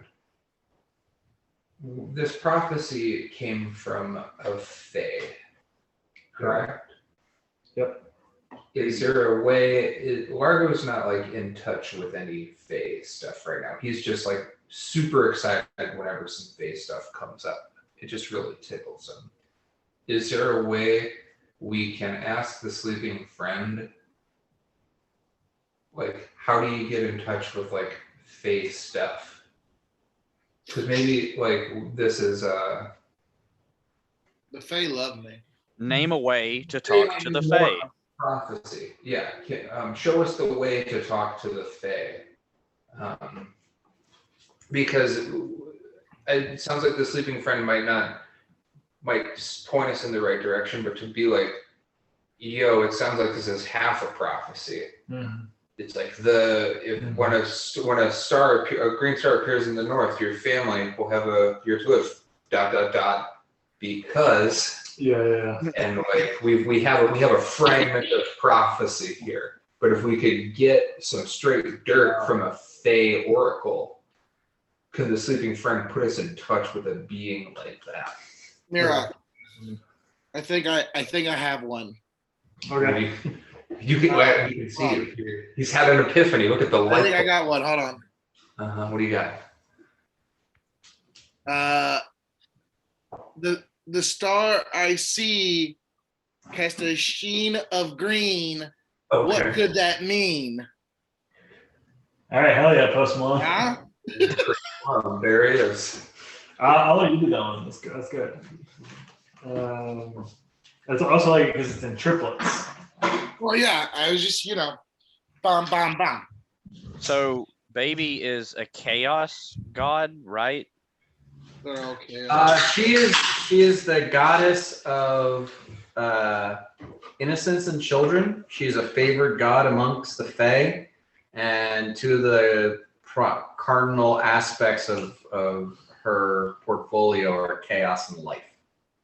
Okay, so is there a way we could contact her and be like, hey, help us save all these children? Like there's 11 underage souls at risk. What can we do to stop this? Or, go right. Maybe we could get more information from that goddess. Back in the book. I would prefer not to go back into a book. Well, I guess you don't want to save the kids. What about man? What about the witch that came out of the book? We got her down hanging out with Britt. Does she have a connection to baby? Can we? Well, she came out of the book. Maybe she's got some dirt. Maybe she's the Fae connection who can fulfill the shard of prophecy. Maybe, but we got that directly from an entity of baby that was in the Grove of Baby, which I don't know. America's concerned that might not have been in the book, that it's another that it was just a thing, planar thing. Yeah, I mean that's an idea to keep in mind though. But oh my God, what if it's Doc? It's just that Marty, fucking. I took you back. Panda, get down. Well, she's the only other thing that came out of the book besides the prophecy. I'm trying to think of people I've done wrong, and I keep landing on Fooey. Oh no! Absolutely. When did you ever interact with Fooey? Well, I helped orchestrate an army and murdered the shit out of everyone, he was armying around with. Oh, he was not attached to any of those people. As someone who's fought side by side with them, I can tell you that. She? Yeah. She, yeah. Well, what, the proverbial issue. I mean, you can call, you more accurately call her an it than he. Yeah, that's kind of the thing, the way that character was played. It was just an entity. Talk about chaos entities. Mhm. How did we not kill Fooey during that battle? Well, I missed that session. Louis can move, man. He's got a massive move speed. He's got a dog to help him. It's out of there. Yeah. Okay, I have like 6 questions right now. I have a question, on the nature of the star. I have a question on House Fremont's family history. I have a question on the city risk, natural disasters. I have a question on: is there something that you want to steal? That's not a great one. Question on the nature of the prophecy, to your point, and then a question on basically if you were going to kill 30 people, how would you do it? Shellfish, dude. Okay. Some serious bad, and bad seafood. Ford has killed 30 people before Mhm. with food. Sea wasp toxin. what did you kill 30 No, people? with food. Yeah. Don't you worry about it. Yeah, Mirak would want to know. That was God speaking in Ford has killed 17 men with a kebab. Hey, my dad. What can I say? All right. Do you want to ask like 6 questions? And if we think of 7th, we'll just ask the 7th because we have a minute. And also, Larga could just recast. Yeah. I mean, I think that's a gracious plenty to ask. The answers to these might beget more questions, right? I mean, Yep, sure. Yep, that's something. Okay. Uchu, you're going to ask the first question. You ready? You ask all of them. No, you came up with one. I don't remember it. I know. That's why I want you to do it. All right, I can try. All right, so we'll say that after this, talking to different people around midnight, you guys reconvened at the Fremont estate. Most of the Fremonts are in Largo's Tower of 1,000 Tears, Cool. either eating or just the children are swinging. The adults are not thrilled with the sleeping accommodations. Oh, so they've agreed to stay there.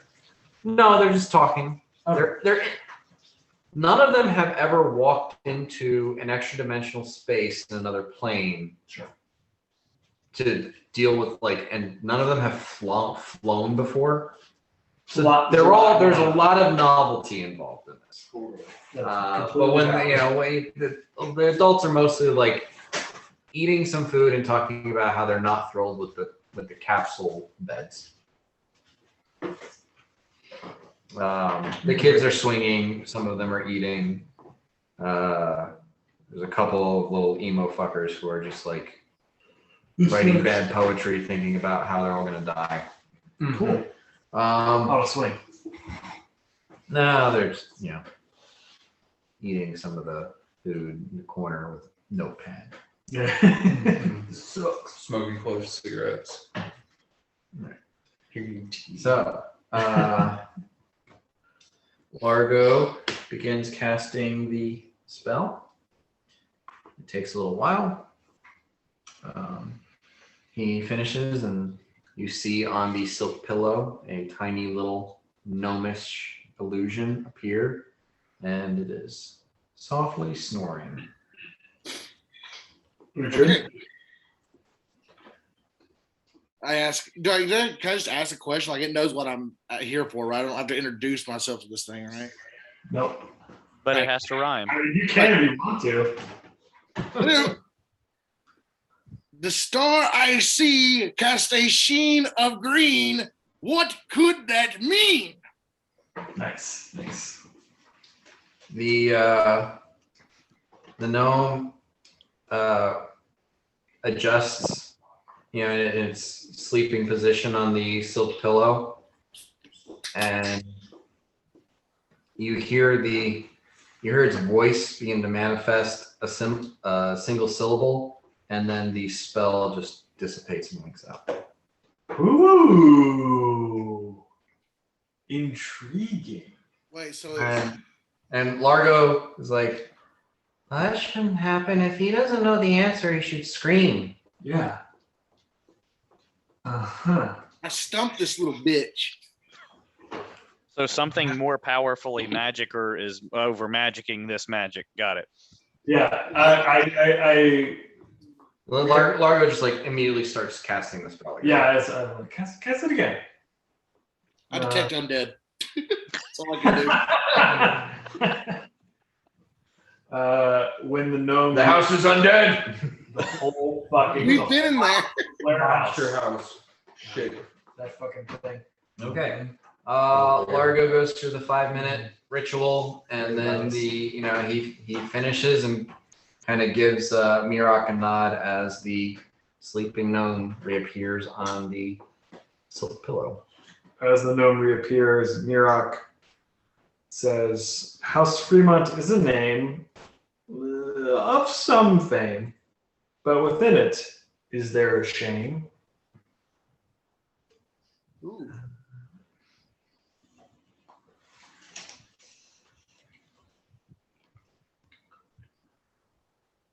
The Lord has been hiding his illness. Okay. With that, Mirok is disappointed but continues on. And he says, Yildirim is a city far from Yildirim is a city from Antolon far afield. Is there a natural calamity from which to shield? All the natural ones. So, gnome Cool. jets up upright and goes, ah! And then, that's, and Largo says, that's what's supposed to happen. Yeah, I look at her, I didn't like that either. I'm not a fan. Like, but yeah, this is like, it shouldn't just. Yeah, that was weird. Can you ask the same question twice? Only one way to find out. Well, I mean, We gotta ask the rest we'll of ask these. the others and then we'll maybe circle back to So he casts the spell again. that. This is not a great question. Is there something of value here that others would kill for, I fear? No, I feel there's something of value here that others would kill for. Maybe near? Fremonts are a wealthy family. Yeah, I figured that's what I'd say.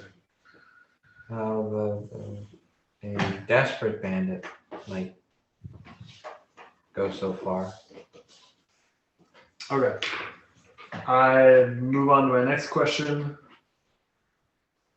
The prophecy we heard is of the Fae, but who should we be talking to find the way?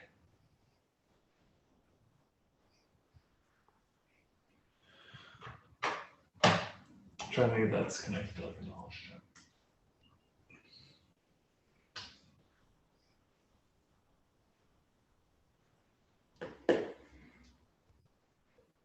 The gnome says,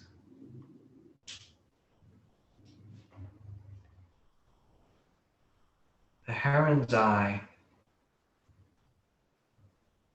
in the house of the ivory crane.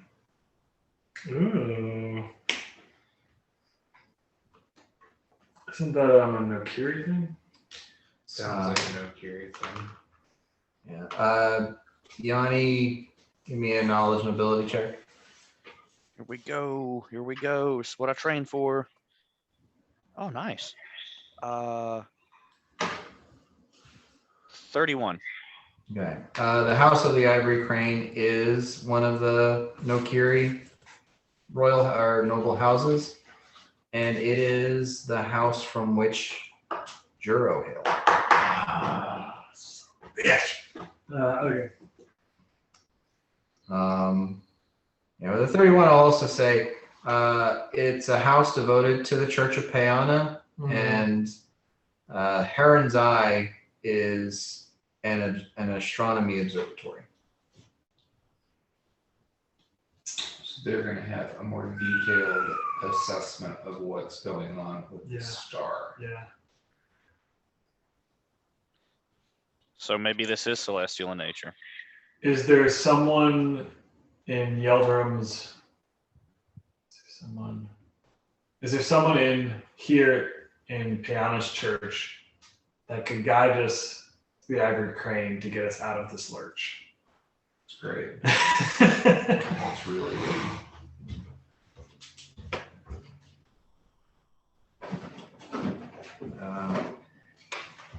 Yeldarim is a small and quaint place in comparison to the House of the Ivory Crane, the Shining Keep. we need to go there.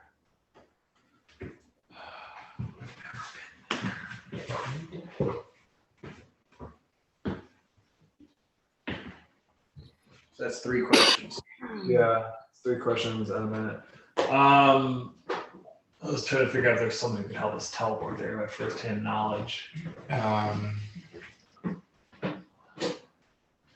Do we need? No, he's too. Oh, we should. The additional staff were not mentioned by Baby. Do you think that any of them seem kind of shady? Nice.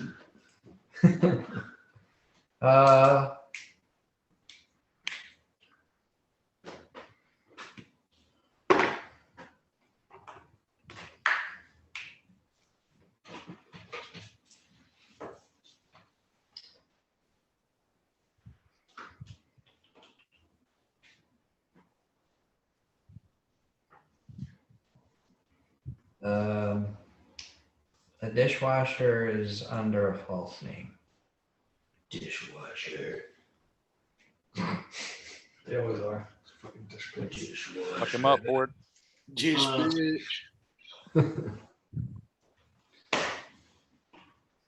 Feel vindicated. Am I right? Am I wrong? I mean, yeah, we're gonna talk that guy later. For sure. What's going on? How dare you?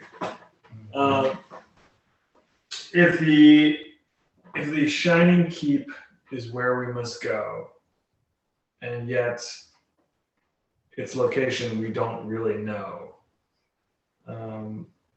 who should we speak to find the way so that we are not led astray? We're getting a lot of frost. It's good. Yeah.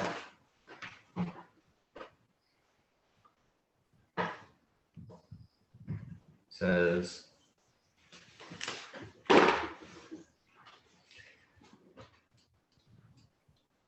Largo knows 2 who live in Nokiri. Those 2. I don't know if that's a good thing. Oh, that stupid vampire lady. Yeah, it's like the vampire and the lady who wants to kill him. How many questions do we have left? I think 3 more? Or no, 2 more. Yeah.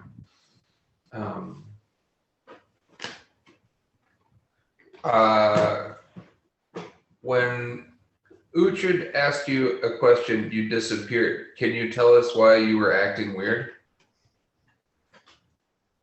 Nice. Come at it from a different angle. Yeah. You're not asking about the star. Ah. Some subjects are protected against divination. Gotcha.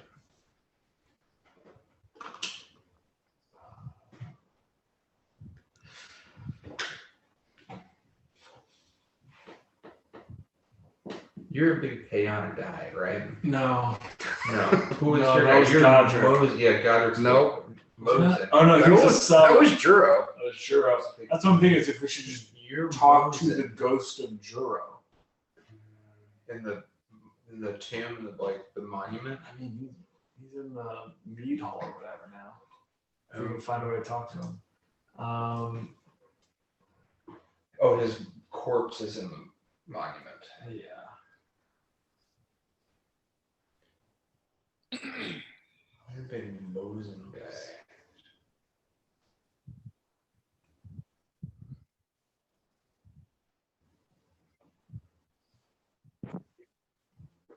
Can we take? Is there a church of Payana that we know somebody who's like?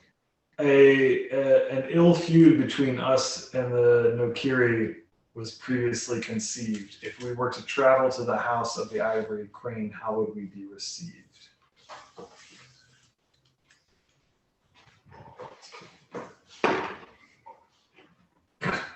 Natural one. That good, huh? Uh-huh. That's how we'd be received. Well, no, a natural. Yeah, Whenever he rolls yeah. a natural one, Totally. He just wakes up, screaming. he doesn't, yeah. All right, so Yanni, it seems like to save your family, you have to leave your family to some degree to get this answer. That's stressful. Yeah, I don't love that for you. I'm also thinking about how we do that because there's something going on with the star. And the Ivory Crane, we were directed to the Ivory Crane. They know about the star. They know about the prophecy, potentially. Yeah, and we should not reach out to was she a princess of Nokiri? We should not reach out to her ever again. The assassin did her job and might be cool with it, or might be like, ooh, shit, he's alive again. I gotta go kill him. Well, you asked the sleeping friend how best to get to Nokiri, Yeah. and its answer was Largo knows two people. So he could scry on them and then send us over. Yeah. We don't have to actually be like, hey, how do you get to Nokiri? Scry on a princess. See what happens. See if you start another international incident. I'm more inclined to fuck with the assassin. Fuck with the assassin. We scry on. Here we go. Hear me out. Game plan right here. We scry on the vampire, poof into existence right by her. I just hit her one time and kill her. I will her to die, and she just does because I'm cool like that. Also, I have no idea if that works on undead. Probably should check into that, but. I was uncertain myself, because and I take your side for this. I do like you're playing soccer and you're 8 years old. You're just doing your best, and coach is taking it aside real quick and being like, "Hey, just some more context here." We have previously scried on people that have killed us in the past and kind of gotten to decent terms with them. I mentioned, what was his name? Thistlefoot? The guy who just absolutely murdered the first guy who murdered me in Largo. Yeah, in your sleep. Yeah, murdered the shit out of us. We're pretty cool with him.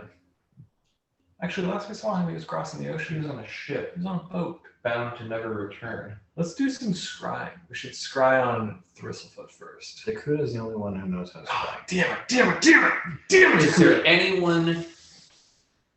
We can always just teleport back to Tarnholm and ask him to do that. Yeah, we could send. Well, while you guys do that, I'm going to talk to this dishwasher. Jesus Christ. Okay. Give me an intimidation check. I mean, is it still the night? Okay. It's a. Go ahead. It's a dishwasher. I'm going to intimidate him.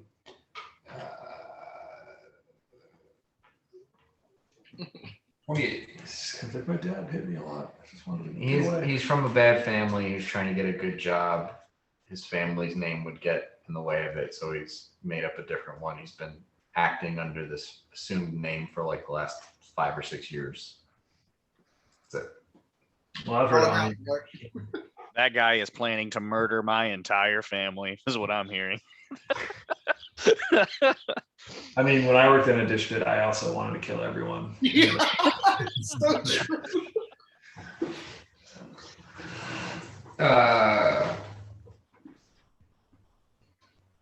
He's just some schmuck. He's just some schmuck. I offer him shorts on the blunt I'm smoking. He's down. Yeah. All right. What's your name, dude? Robert. Robert, you're cool. Don't fuck this up, Bob. You see anything? You see anything weird? You see anything weird? You come tell me, okay? All right. If this shit don't make me go blind first. Dude, this shit, it's gonna give you dark vision, man. Just smoking, it'll happen, don't worry. I really enjoy it because when I started my job as a dishwasher, the guy who trained me was Robert. Hell yeah. Bobby. I totally flipped Bobby that Digital. scenario. Yeah. Cool. All right. So I mean, yeah, if you want to go to the Ivory Crane Tower, I mean, you should probably let your family know. We should probably figure out how to get over there. Yeah, I mean, that's really the only lead we have at the moment. Tower in there. Is it not in there? Tower of the Ivory Crane? Where did I get tower from? You got the tower from Ivory Tower. It's just stuck in your head. Or the idea that it's like an observatory of some sort. It's something's Ivory That is- Crane, and then hair. The Heron's Eye Observatory. Yeah, the hair in the eye in the house. I at no point did I say tower. Nope, you didn't. Yep. So about this tower. Classic. I would ask Largo, how do we? What does he think the best way to make a connection to the house the Ivory Crane would be? Because Mirok does not want to teleport into the middle of the ocean. Oh, I mean, maybe Juro would know something. Dead Oni Goliath. Mirok nods. It's not the answer he wanted. And then Aaron starts to think about. So Druid's in like Valhalla? Can you commune with the dead? Is that a thing? Is that a spell? I can commune with my ancestors. Okay, do you guys want me to detect undead? Yeah. Detect undead, Drew. Yep. Roll a natural 20, and maybe Jiro's just hanging out in here, an apparition with us. Oh yeah, he's still dead.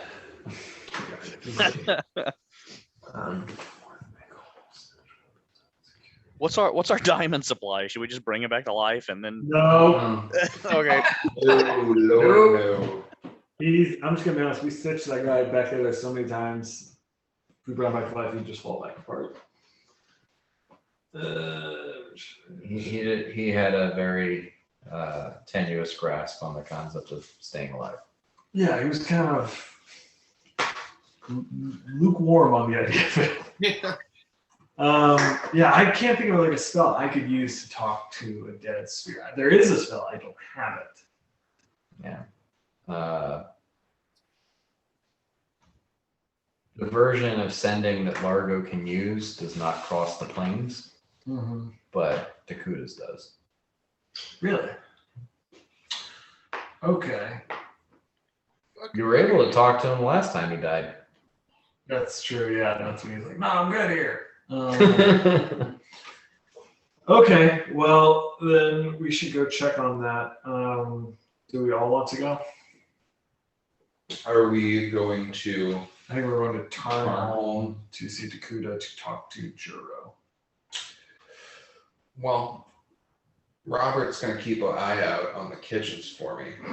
I bet he is. And none of the moms are too keen on my generous gift of darts for these children. I brought them. I brought them all the way from the Underdark. I could send a message to Dakuta asking him to. Oh yeah. We don't have to go there. Let's do that. Seems Oh, yeah, we quicker. could just off-screen that whole thing. Yeah. So the question we want to ask is, we want to ask a question that could help us teleport there, right? So do we want to ask if Dakuta can, from the equivalent of Valhalla, like help us? We're trying to figure out what we want to ask him. Can't we just phrase the sending as, can you ask Juro what he knows about the Ivory Crane in relation to the Green Star? Yeah. Because we can use the assassin, or I guess they might not be in country. They could be anywhere in Yeah, I don't. Empire I think right now we've kind of tabled the assassin. It sounds like. reasonable. Gotcha. Yeah, are we talking about trying to go to the Ivory Tower? Because the little gnome friend, to me, it sounded like it said like you need to go there to get your answer. They will have the information. You will need to ask them.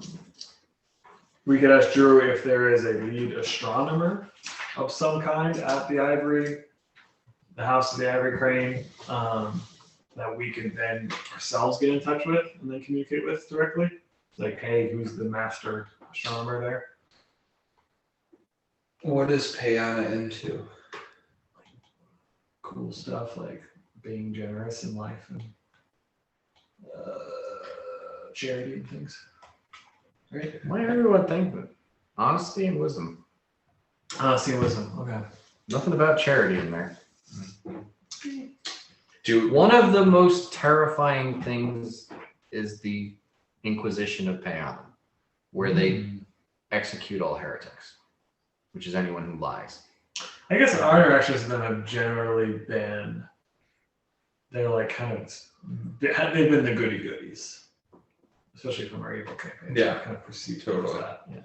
Well, that's the thing about killing all the heretics. Closest thing to the Catholic Church. Okay. They have an Inquisition. I mean, they literally, their dogma is that they're right. Sure. Yeah. Mm-hmm. So, And and everybody a else lot of is- time they are. You know, their goddess is the goddess of truth and wisdom. Sometimes being right is also horrifying. Yeah, you can say everything right.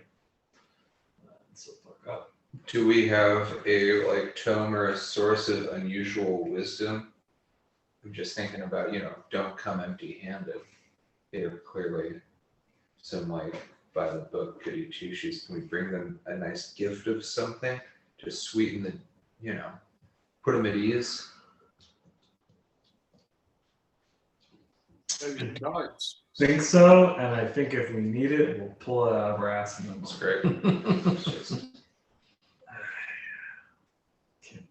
Yeah, I don't know. I think we just asked her like, who's the astronomer, and can we get in contact with let's them? do it. I think, yeah. If we can avoid leaving the Fremont state, that would be ideal. All right. So you want me to It's your Are call, you man. Dakota? message Dakota? Okay. You- Hey Dakota. Largo, sorry for waking you up. Can you send a message to Juro and ask him who the astronomer at the Heron's Eye is? And Largo's like, we're gonna owe him some money. I say how much? 20 gold. Wait. Who do we owe money to? Dakota. Okay, yeah. Juros doesn't exist in a physical body. He has no use for that. Yeah, I just was like, that son of a bitch. just Well, it's $20 for me. uh-huh. Yeah, that's fine. Dakota's running a business now. Dakota's a teenager. He's a teenager who can teleport. For money. Gas money. Uber.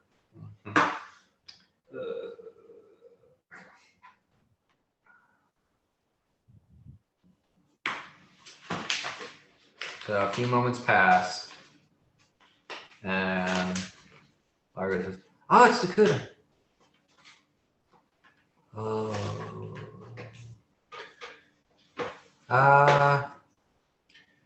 Dakota says that he messaged Juro, and Juro said, "Oh, go ahead and come over here to Shining Keep, and I'll introduce you." Oh, Christ. Okay. All right. And Yeah. Dakota said that Juro sounded not good. Good. Okay. I told Well, her. I mean, be more specific. Dakota said Juro sounded like undead. Got it. Mirag doesn't love that because it's undead, and also I made him a nice tomb to stay in, which we later robbed, but that's beside the point. I tell Largo to inform Dakota that his 20 gold pieces will be in the mail. And then I Wait, think- so is Dakota's remains gone from his stone, whatever we gave him, memorial? No, because Dakota is still alive. I meant to say Juro. What? If he's undead, somebody had to take his corpse, right, and do nefarious thingamawhat's. Yeah, Mirag doesn't love that, but that's I'm Mirag is Mirag. That's some bullshit. However, we gotta wait through some bullshit to get what we want done. So I think we need to teleport to Juro, which Largo has extreme knowledge of, and talk to whoever. Right, but you don't teleport to people, you teleport to places. Okay, well then we're in the same place where we started. We don't know how to get there. Wait, where did he say to go? The Shimmering Isles? Or did I just make that up? What did he tell us? He's where we. That is an expansion to Oblivion. Oh, I thought he said the same. That thing. is. No, Shimmering Isles is an expansion to Oblivion. The video game. He's in the Shining. In the Shining Keep. Yeah. So you can see where my mind is. Yeah, no, Dakuda said, Juro said, come here to the Shining Keep and I'll introduce you. Okay, yeah, but how? That's where I'm at. Well, we know Juro. We can't. We can't scry. The sleeping friend said I knew more than one person. Okay. Oh Christ! Can scry Juro. No, we gotta talk to the assassin or the princess. No, we know a person there. It's Juro, right? I mean, we could try to scry his own dead body and get a sense of the train. That's how Dakuda would do it. No, Largo's saying the sleeping friend said he knew more than one person. He said he knew two people. So Juro might be one. I assumed it was the princess and the assassin. Oh. I mean, it's The sleeping friend might not be calling Juro a person anymore. Largo's just saying there might be other options than Juro. Oh. So it looks like we've got Princess, Juro, Assassin. Princess is out because you can't just teleport up to royalty. Can he ask the sleeping friend another question to unveil the identity of the other person? At this point, Largo's down to these are all 5th and higher level spells that So he's like, I think I got one more in me. Totally. I don't know how many. He's probably got 6 more in him, but he's done some teleports. He's done some sleeping friends. He's like, I can do one more sleeping friend, but then I gotta sleep and Okay. we can try again. So he does one more sleeping friend, and Mirek asks, Kitty pizza. Kitty You is said- on pizza. Kitty is Yeah. on pizza. Kitty is. "Oh yeah, Oh, she's buying it. Okay. She's Just letting you guys know, I'm trying to be a good watchdog. I thought you were trying to do a Largo question about kitties and pizza. I was very confused.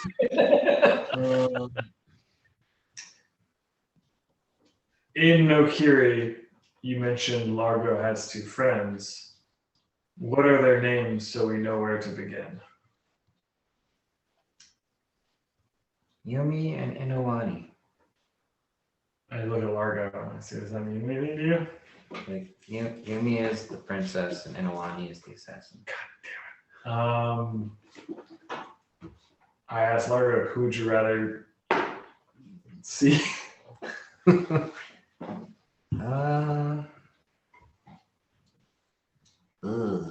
Yeah, that's where I'm at, Largo. I guess it's not so much who I'd rather see as who I would rather talk to. Mm-hmm.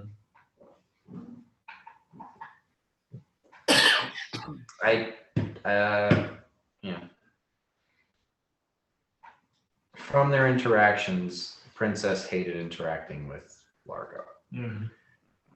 The assassins seem to enjoy it and see it as more of a business sort of thing. Not she wasn't taking it personally. Okay. I think if I messaged the assassin, she would see it as less of a slight than if I messaged the princess.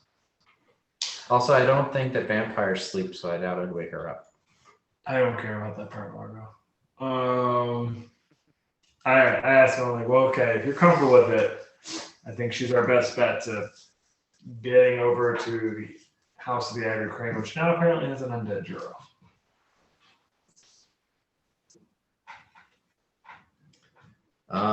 Okay. This is a real reunion episode. I guess you can squeeze one more out. You hear Laura. Inowani, sorry for disturbing you at such a late hour, though it might be early for you or midday. Anyway. Yeah. Would I be well received if I came for a visit to Mm-hmm. Nokiri? Nice. Oh.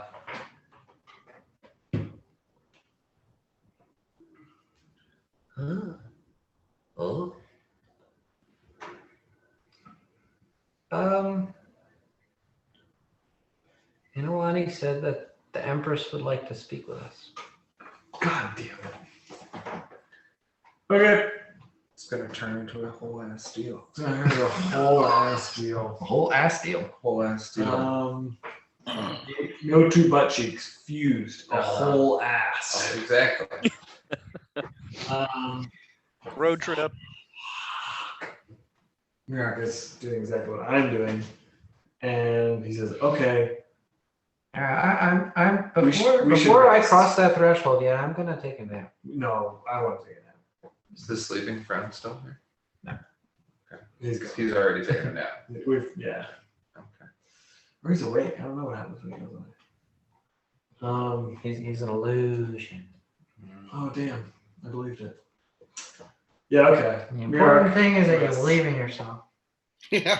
There it is.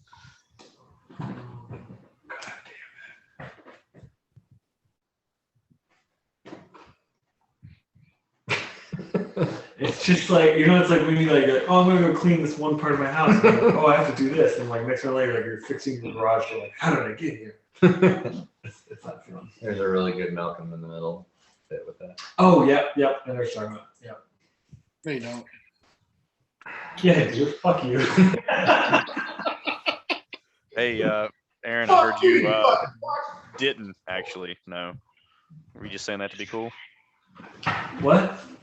I said I heard you didn't know what Dan was talking about. Were you just acting like you I watched Malcolm in the Middle. What were we talking about?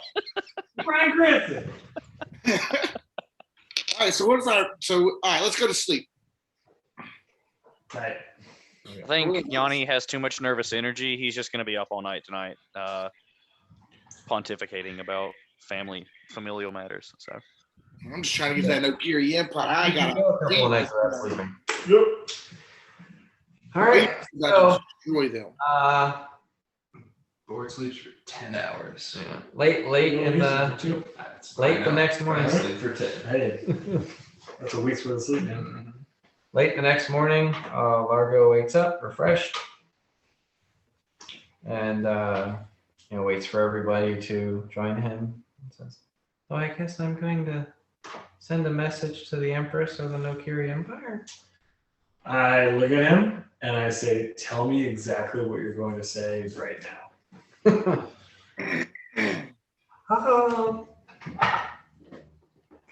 Empress of the Nokiri Empire, it is I, Largo, Dilgo, Yasmat, maybe not. That's going to use a bunch of words. Yeah. As he's like pondering, I say, whatever you want to say half of it. Be twice as polite as you would expect, and be 1/10 as familiar as you'd like to be. Good luck. I'm just going to fucking call Trevor. What do you want to say to the Empress of the Mercury Empire? he's going to be like, "How the fuck did we get here?" Uhtred wants to kill these people. Yeah, we talked about going over there and just annihilating their entire empire. After Yeah. He is not cool with any of them. We did a dry run in Lon. Hey. All right. So they used some Largo Sleeping Friend. They did some sendings and did some stuff. And you're at a point now where you have been told by the assassin that tried to kill you that the Empress of Nokiri Empire wants to speak with you. And the party is on the point where they're like, okay, Largo, go ahead and give the Empress of the Nokiri Empire a sending spell and say, hey, what's up? And Mirak wants to know exactly how you're going to word this before you do it. All right, hold on.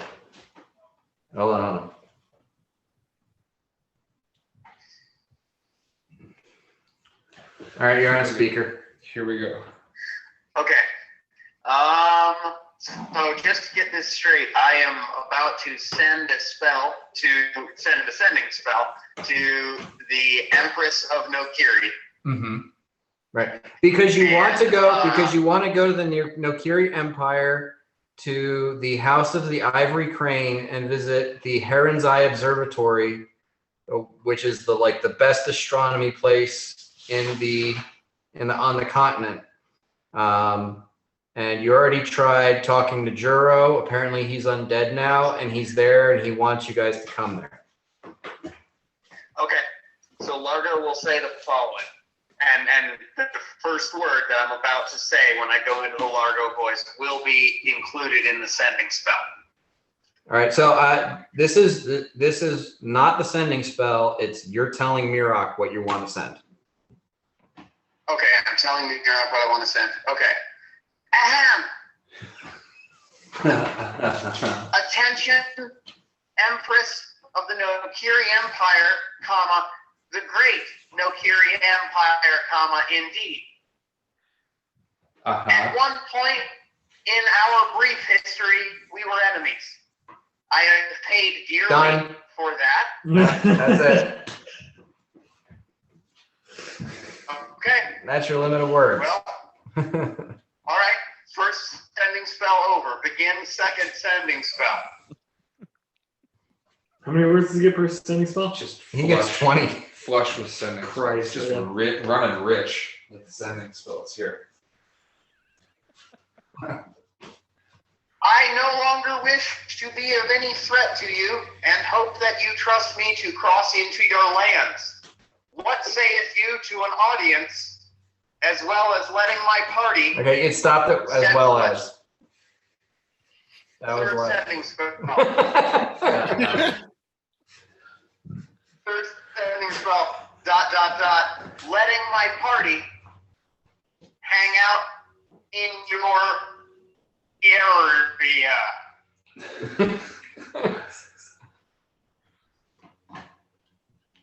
Okay.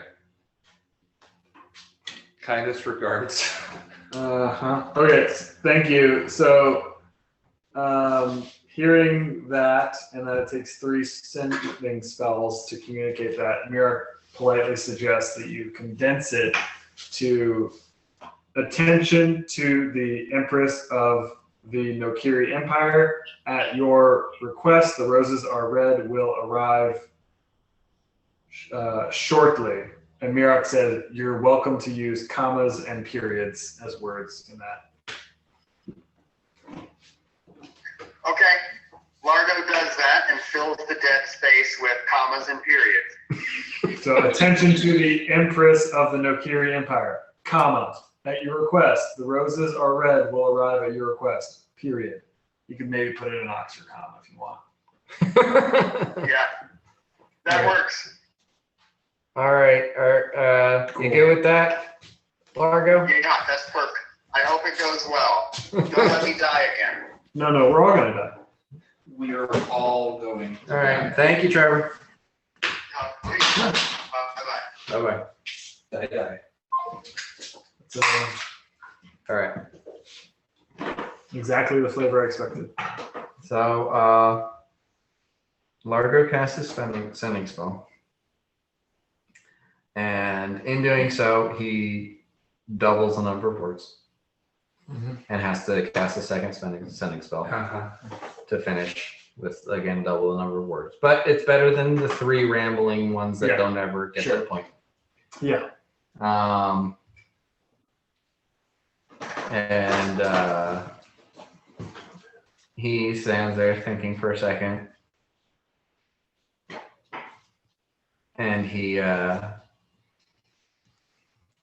goes, okay. Bort, now. can you just try not to resist something for a minute or two? I'll just chill. If you feel any sort of intrusive energy, just let it go. Go on. Just let it go. Woosa.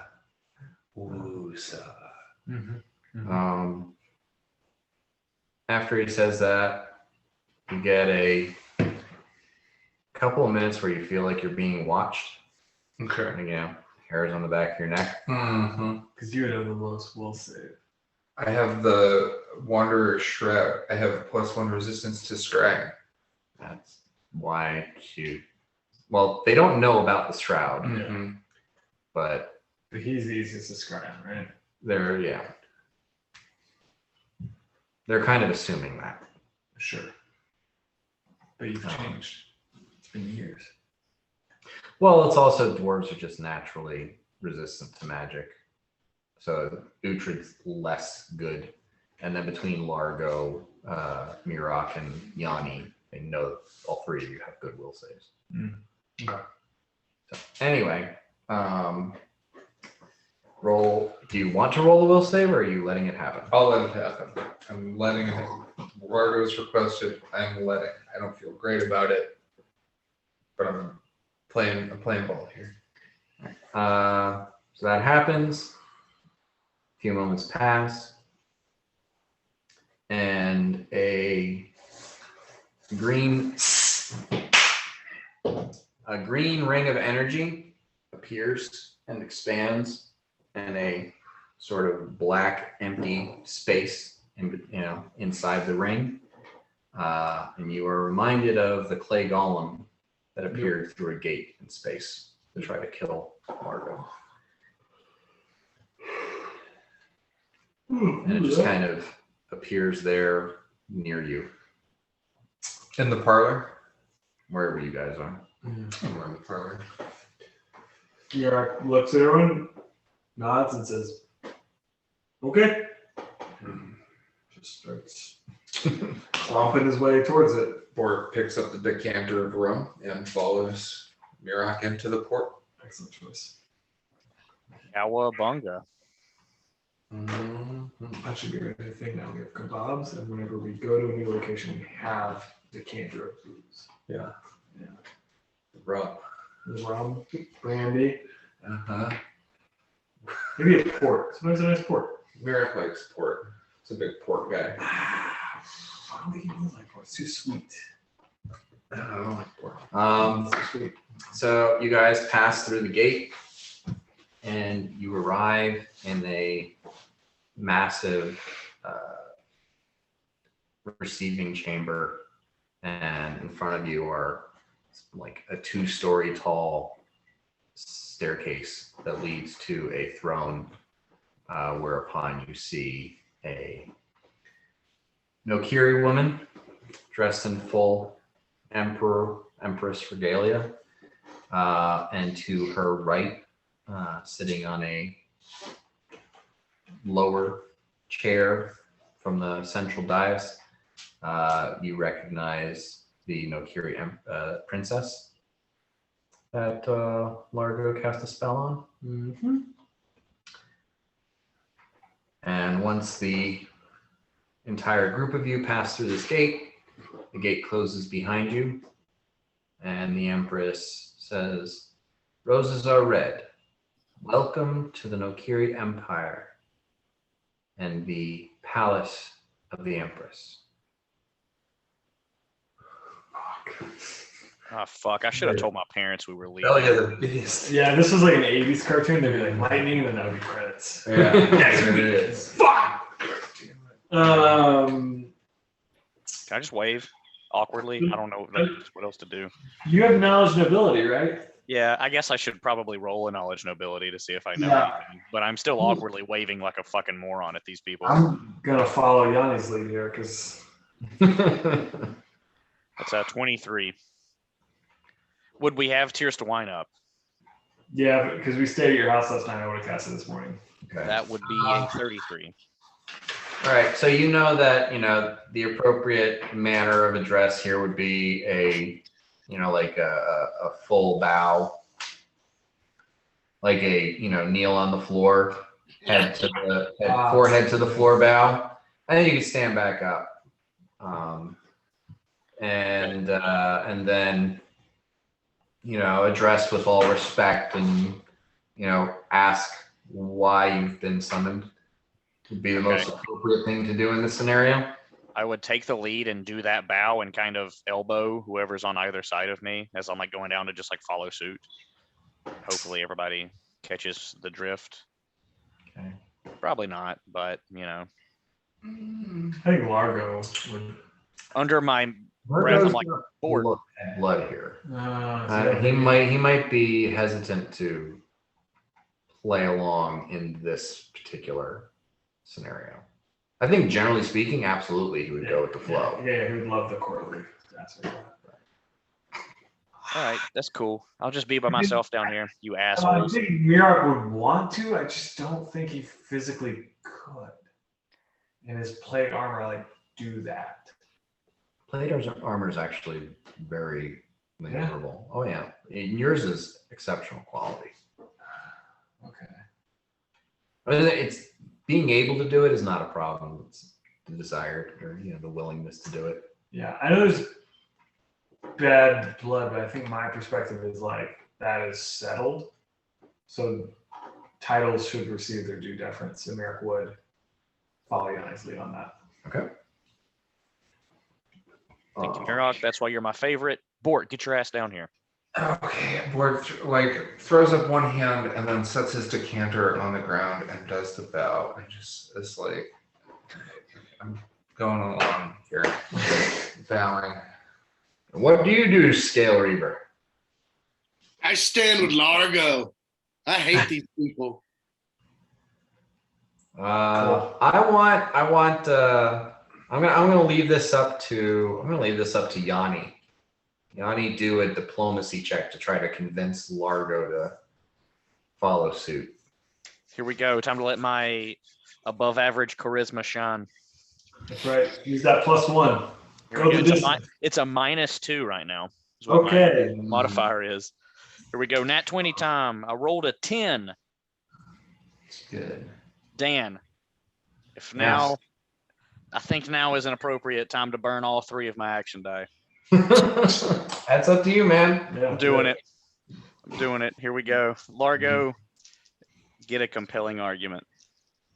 Yanni whispering into the stone. Get the fuck down here.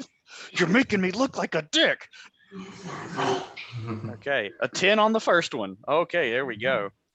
So I'm at a 18. All right, number 2. Oh, wait. This is something that has very rarely happened, but this is a scenario where it works. When you roll max on an action die, it explodes and you get to roll it again.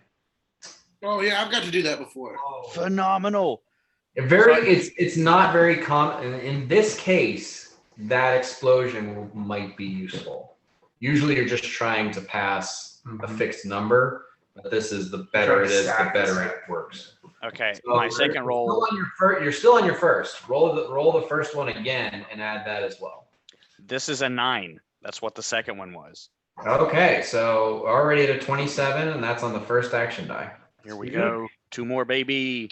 What's he trying to beat? That's a 5. 32. The better he rolls, the better the result. And a 3. So I got a 35. Okay. Solid. So you turn your head and your eyes are wide, staring at Largo, like imploring him, and he resists, and you somehow widen your eyes even further. Just like, no, do it. And he like mutters under his breath, "It's for the Empress, it's not for the princess." And He's Largo the White. Old Largo wouldn't have bowed. So he does bow. So Scale Reaver, I the only one still standing. Look at my puppy dog eyes, Uhtred. Give in. Give in. I give a head nod. Yeah. Then you go outside and smoke a cigarette. Yeah. All right. So that was the bow, and then there was the being respectful and asking why you've been summoned. Yeah, so when we stand up, I would say, with all due respect, Empress, why have you requested our appearance today? She says, "You've requested allowance to travel into my kingdom and visit the House of the Ivory Crane. I brought you here to warn you that that is a perilous action, for the house has been usurped and the daimyo has been subjugated by the sister of one of your members from some time ago. Takahashi Juro used to call himself one of the roses are red. But he passed on from this life, and his sister brought him back, or at least in form, returned him to the mortal plane. She's raised both him and his brother as undead servants beneath her, and she has used powerful magics to take control of the House of the Ivory Crane. And if you were to visit unaware, you would have been in grave danger from a trap being laid before you. Thank you for this information, but I'm afraid we still must go. I have reason to believe that the answers to my family's troubles lie in that astronomy observatory. Then you must still acquire permission from me to make that journey. As of yet, I have not granted that permission. Lord Yanni Fremont, are you willing to wager your very life on this permission? Yes.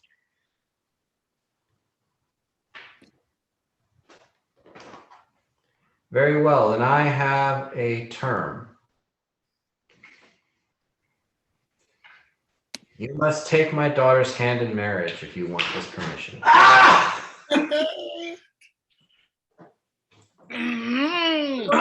You're a monk. Whew. Princess, are you amenable to this? It's not her choice. Yeah, it doesn't fucking matter. Yeah, it's not her choice. The Take emperor, that hand. the emperor says Oh god. it is not her decision to make. Very well. Besides, my daughter has been wont to make rash decisions that cost the house a vast sum of money for a minor slight. And while that is well within her right to protect her honor and dignity,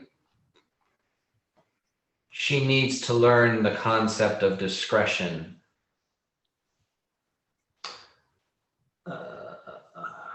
Aside from that, the Roses Are Red have made quite a name for themselves on this continent. And the house that rules Nokiri would rather be on your side than set against you. Damn. Master Largo from the House of the Onyx Serpent,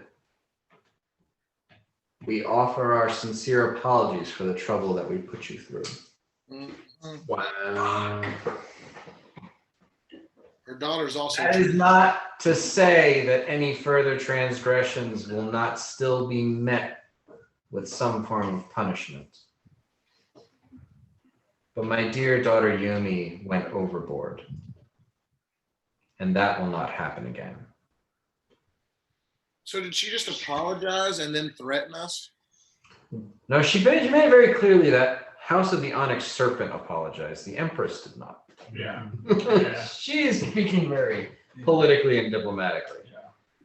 Or who is still on the ground doing the meal thing Yeah. next to Yanni goes, Yanni, I have to save my family if this is what it takes. Yanni, Then she's yes. 12 years old. Yeah, you don't know that part, Jake. She's like 12. Yeah. That's not awesome. Do we have to take your wife on the mission with us? I would hope not. Is she coming with? No. She's a huge buzzkill, dude. She's been a buzzkill The for old ball months. and chain. So a couple of things. The princess is in her early 20s. Okay. Bruce would be 12.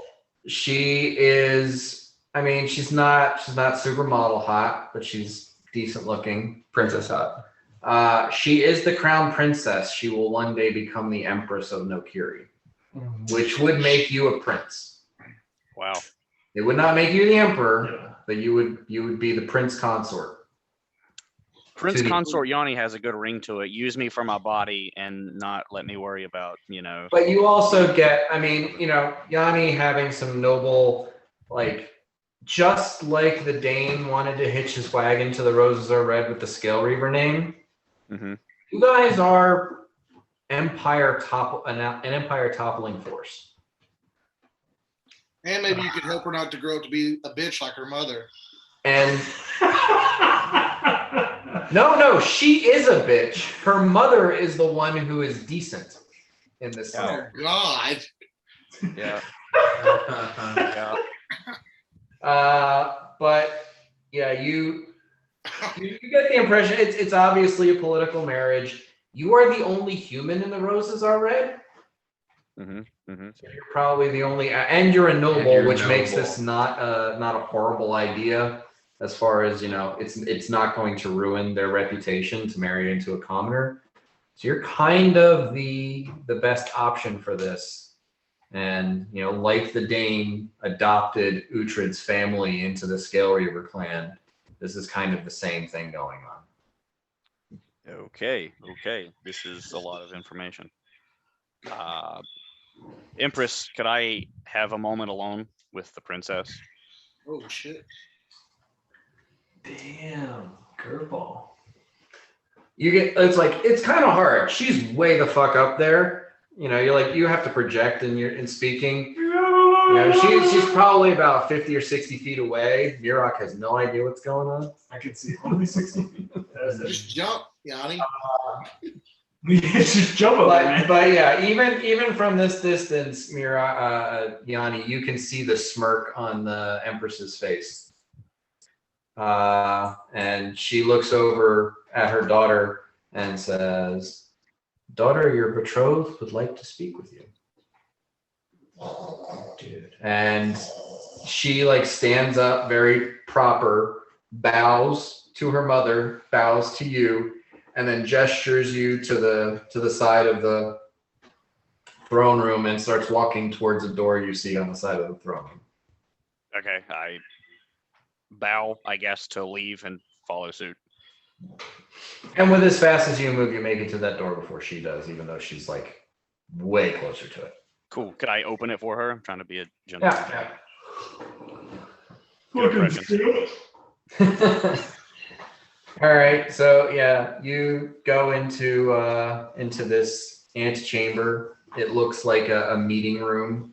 It's got a long table with 20 chairs at it. Well, it's not 20 chairs, they're seating cushions. It's a very low table. It's a very Japanese design to this place. She doesn't sit down. She just, you open the door, she walks in, she turns around, waits for you to come in. You come in, close the door behind you. She bows and says, "My mother has a flair for the dramatic." Yeah, I think I'm learning that as we go here. This is kind of a surprise to me, but I wanted to talk to you about it before it got any farther. As you know, I travel with the Roses, and you have a little bit of a rocky history with the members of the party. Would our arrangement make their lives more difficult in any way? I would hope that our arrangement would allow you to avoid any further miscommunications. The issue was on the part of the gnome. Largo is a little chaotic. I'll give you that. And I think I can speak for him when I say we've all learned a very valuable lesson. She nods and, you know, like a sort of humored smile. She walks towards you and kind of like grabs your shoulder and squeezes your bicep a little bit and like gives kind of an appreciative nod. Says, "You'd make a fine husband." So we're doing this. So we did a thing. Oh, okay. Yeah, if it's amenable to you, I know you've been living the life of a commoner in many respects, and that the political level of nobility might not be comfortable to you, but I was expecting an arrangement such as this my entire life. Very well. I'm less concerned about how I feel about this than how you're going to feel about this tomorrow, next week, next month. I first and foremost, I have to save my family. If this is a means to that ends, then very well be it. I just don't want this to turn into a running out of words for it. So shit show comes to mind. It says then, to avoid a shit show, I will impose one restriction on you that you must follow. If you agree to this, you cannot back out of it.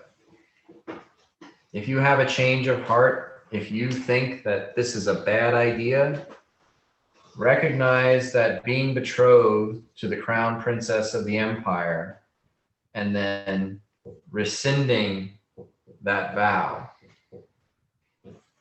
is a slight punishable by death. And in this matter, my mother will not try to rein me back in. In fact, she will be the one who desires to carry out that sentence upon you. You're making this deal with her and me. Okay. I know she has you. What is the aphorism? By the short and curlies in this situation? But she does have you. And if you make this deal, you cannot back out of it. Okay. I'm saying this for your own safety. I appreciate your candor. Would I still be allowed to travel and adventure with my cohorts? That is really non-negotiable for me. For now, you are betrothed. Once the wedding date is set, you'll be expected to show up for the ceremony. You'll have some husbandly duties to carry out, but I have no desire to keep you tethered or leashed. You going out there and doing the things that you and your compatriots do as the crown prince consort of the Nokiri Empire will only show all the other nations just how powerful my mother's empire is and how it should not be trifled with. Yeah, like it's one thing for a monk to get hooked on psychedelic drugs, but for a crown prince to get hooked on psychedelic drugs. Crown prince consort. Crown prince consort. That's a big deal.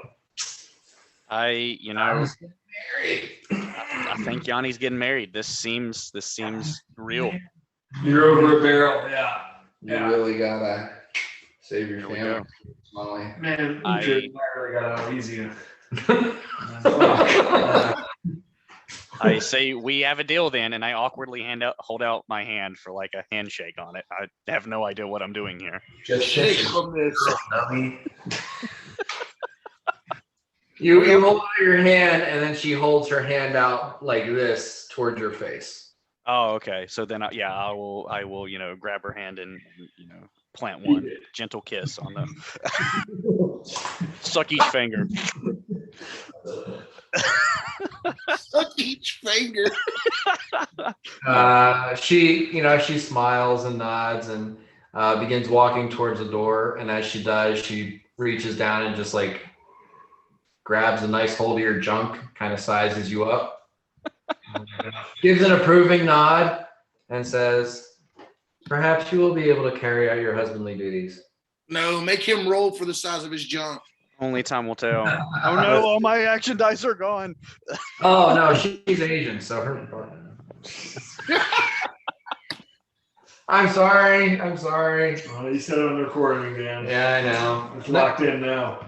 Yeah, I'm gonna lose all of China for this one. Yeah. We can bleep it. Get John Cena. It'll be okay. You can do the apology, can you? No, I've lost all that. Oh, I could ask how to get to a taxi stand. Roll for the size of Johnny's junk. What? Richard, why do you care so Well, much? I mean, we gotta know. I mean, that was the thing on that podcast, Dungeons and Daddies, where like at a certain point, like all the dads had just like to roll for whose junk was biggest. Yeah. Nice. It's up to Yanni if he wants to roll for the size of his junk. Out of action die. I'm out of action die. That's It's a bad move, Glenn. It's a bad move. Good shot. you Oh, got a God. D12. I think if he has to roll for his junk size, he has to also roll for like nut size. Like, you might have a- What am I rolling? A 20? Am I rolling a D20 for this? He's a monk. That's fair. He took a vow of celibacy as a monk. He never took a vow of celibacy. He I took a never vow. took any vows, Bort. I was told to see at the Ivory Tower. Yeah, Okay. yeah. This one's for you, Uhtred. D20 for dick size. You're waiting for your wedding night. Wow, look at this guy. I think we should wait. Yeah, we should definitely wait. He's for- saving himself for marriage. See what I Yeah. tell you? He's a monk. Yeah. I like What's that. your- That's classy. That's a your classy God? move. Who's your god? Yanni, who's your god? Wixen. Wixen. Did you say Dixon? Rolling for Dixon, dude. I gotta pray to Dixon just for that roll. I think it'd be a percentile roll where each D10, like one D10 is just length and one D10 is just girth. Yeah. You gotta have both. You gotta have both. You Yeah. did it with just like a tuna can of a dick. How's Wixen gonna take this? I don't think he gives a rat's ass. He's the god of like strategy, so it's a strategic move. It's a strategic move to wait Yeah, for your I wedding guess night. this is a good thing for your god, for your strategy. Or you sound disappointed. Well, you took that vow of celibacy. Yeah, It's a monk. we're pretty sure that happened.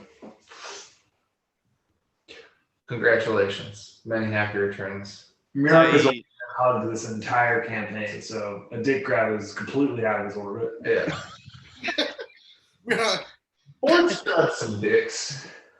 Oh yeah. I've been. As soon as that comes out, and I'm just like hard eyes, like I'm just like, guys, I think I'm in love. It's the most affection he's ever had.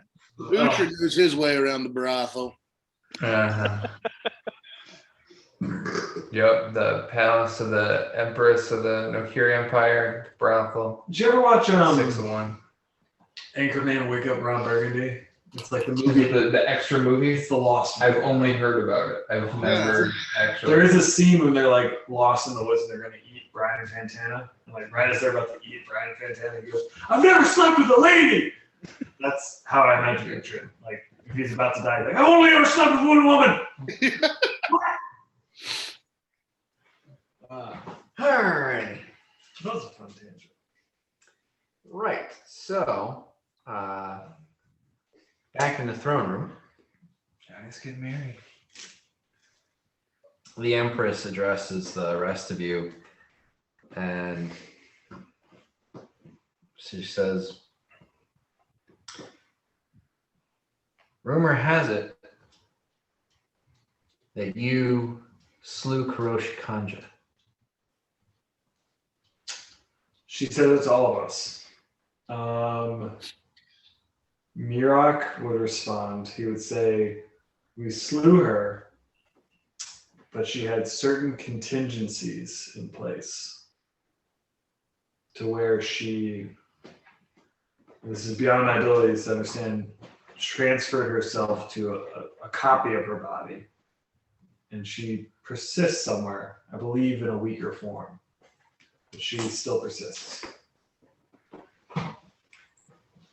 She gave my grandmother a great deal of problems. Mm. And she was expelled from the house of the Onyx Serpent a long time ago. Mm. It's unfortunate you didn't put her to bed permanently. But if one of your member becomes part of my house, perhaps that will be enough to keep her from thinking of turning her vengeance back where she came from, among other things. On that, we agree. I believe the roses and the onyx serpent would be stronger together. Let's hope that my daughter and your compatriot are finding an accord in their conversation.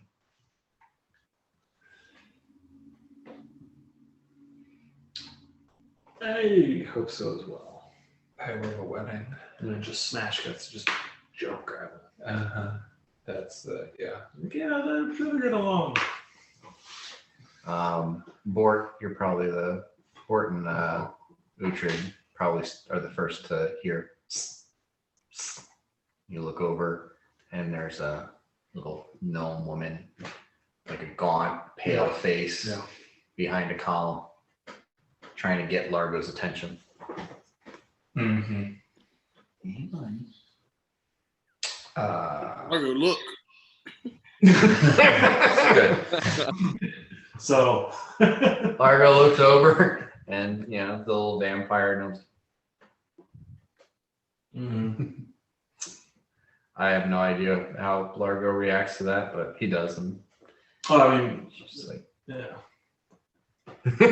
Merrick's actually becoming like, hey, fuck you. I'm the opposite of you.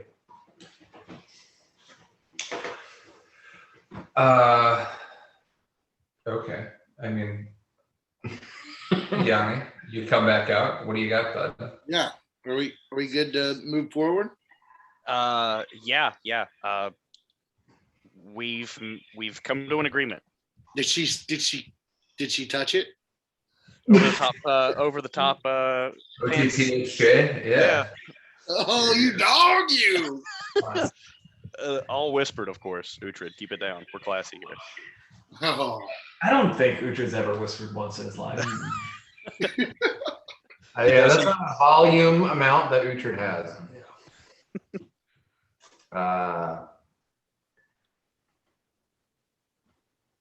Yumi sits next to her mother, back up on the dais, and the Empress says, "You will be walking into a trap. Mhm. I will be able to offer you safe passage to the Shining Keep, but I can almost guarantee that once you arrive, you will have danger waiting for you. I assume you'd like to make preparations. And once you are ready, I can open a gate." Yeah. We're going to make some preparations. Yeah. Yeah, she got some stuff to think about. The undead. If Otis with us. Yeah, we do have Otis, so that'll help. Yeah. if there are any reasonable efforts I might make in your assistance, I just ask that when you rescue the daimyo from the Takahashis, that you inform him that this effort was at the behest of the Empress and with her blessing and assistance. Inform who? The daimyo of the Okay. House of the Ivory Crane. So he's still empowered. He's just become a figurehead, and Jiro's sister is taking control. He's become a puppet. Okay, cool. Like, May I ask, would we be able to take any wealth from the Daggio? I doubt he would appreciate that. Well, does he appreciate being back in power?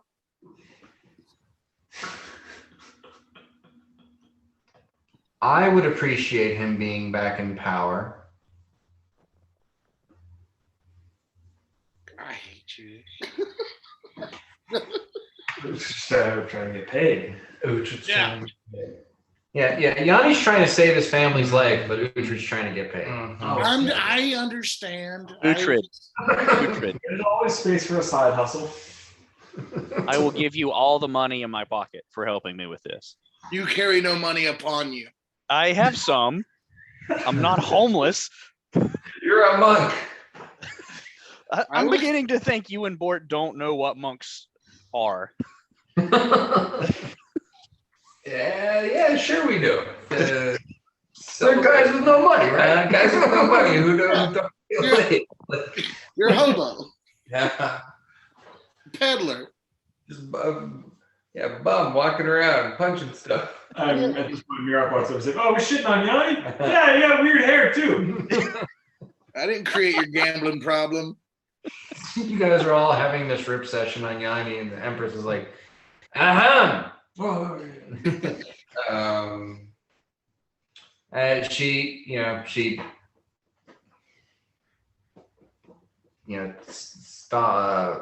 shakes her hand, and the staff that she's got makes a loud thumping noise, and she says, "Please escort my guests to one of the preparation rooms. When you are ready to travel, have one of the guards let me know." Mm-hmm.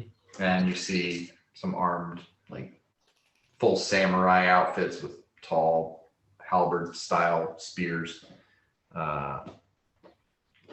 escort you to a different room than the one that Yanni and the princess went into.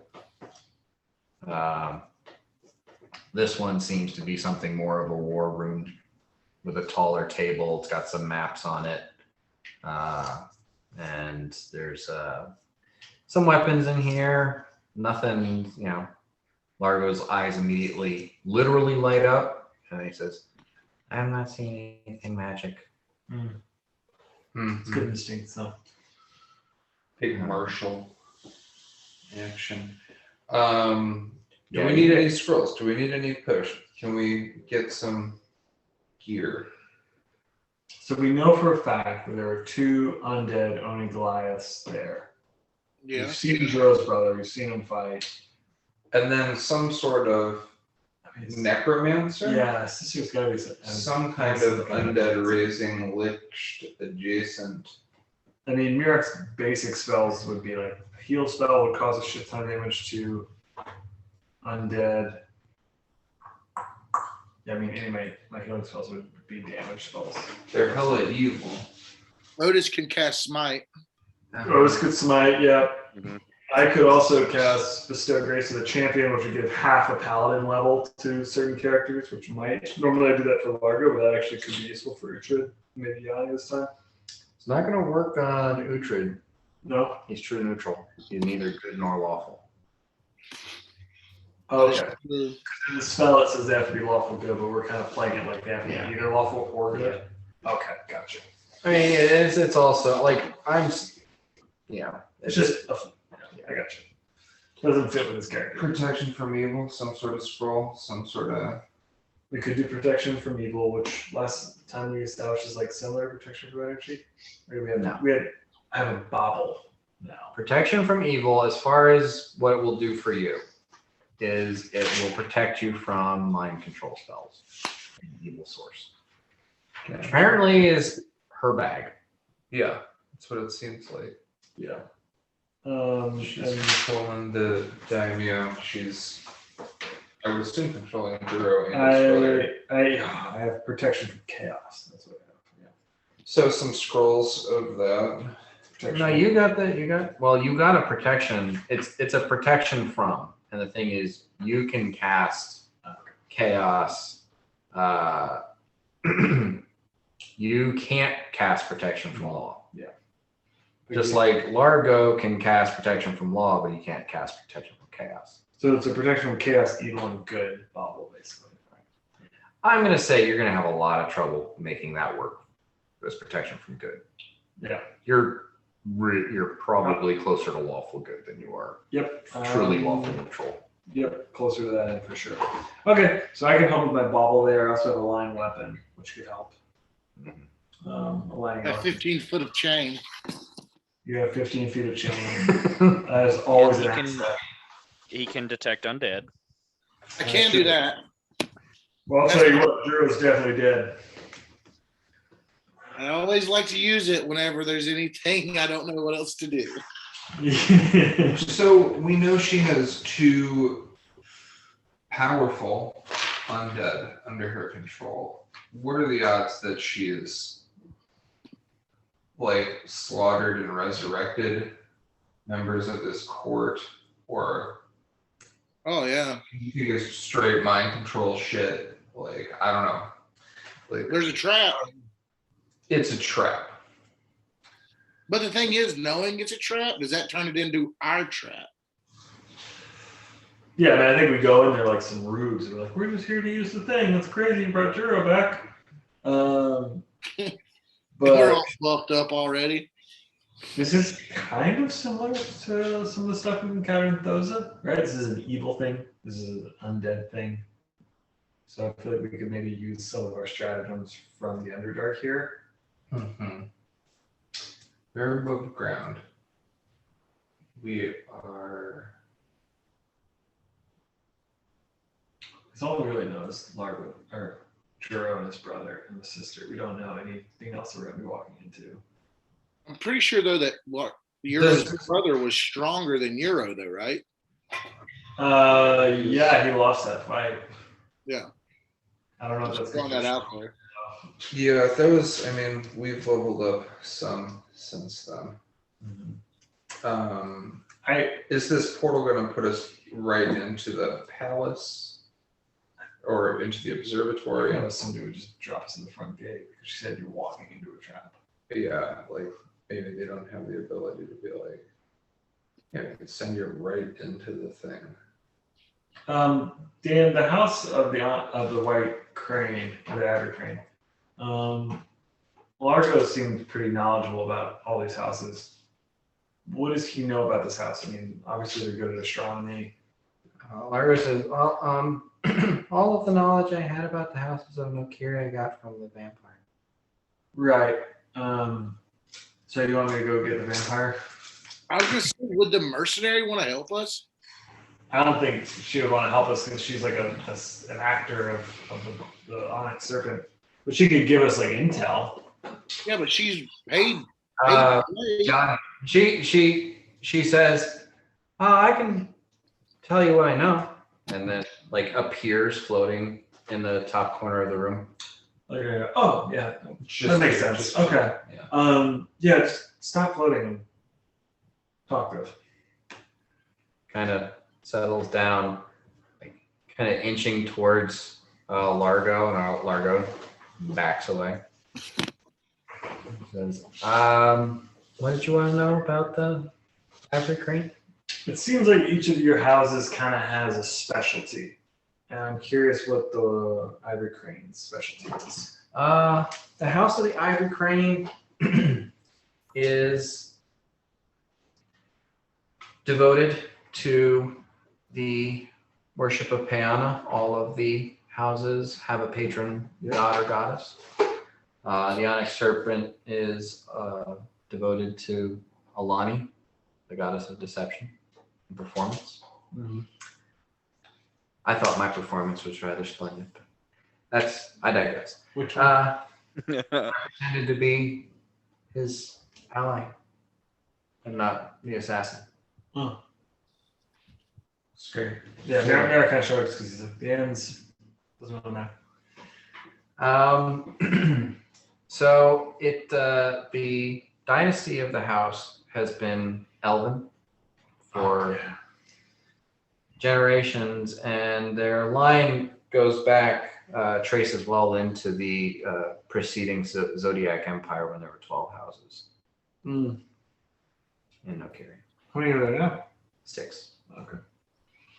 There was a rather ruthless civil war some time ago. Sounds like it. But the house values study, wisdom, truth, finding the enlightened path. They have a strong tradition of astronomy. And they've always been a rather difficult house for the Onyx Serpent to deal with. Cat pizza. Cat pizza. That Suki Takahashi has assumed control.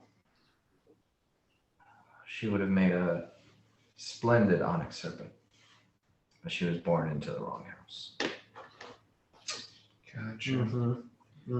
It's my understanding that the ill fate that Juro fell to with the unfortunate dalliance with the princess in the House of the Ivory Crane was a machination of hers.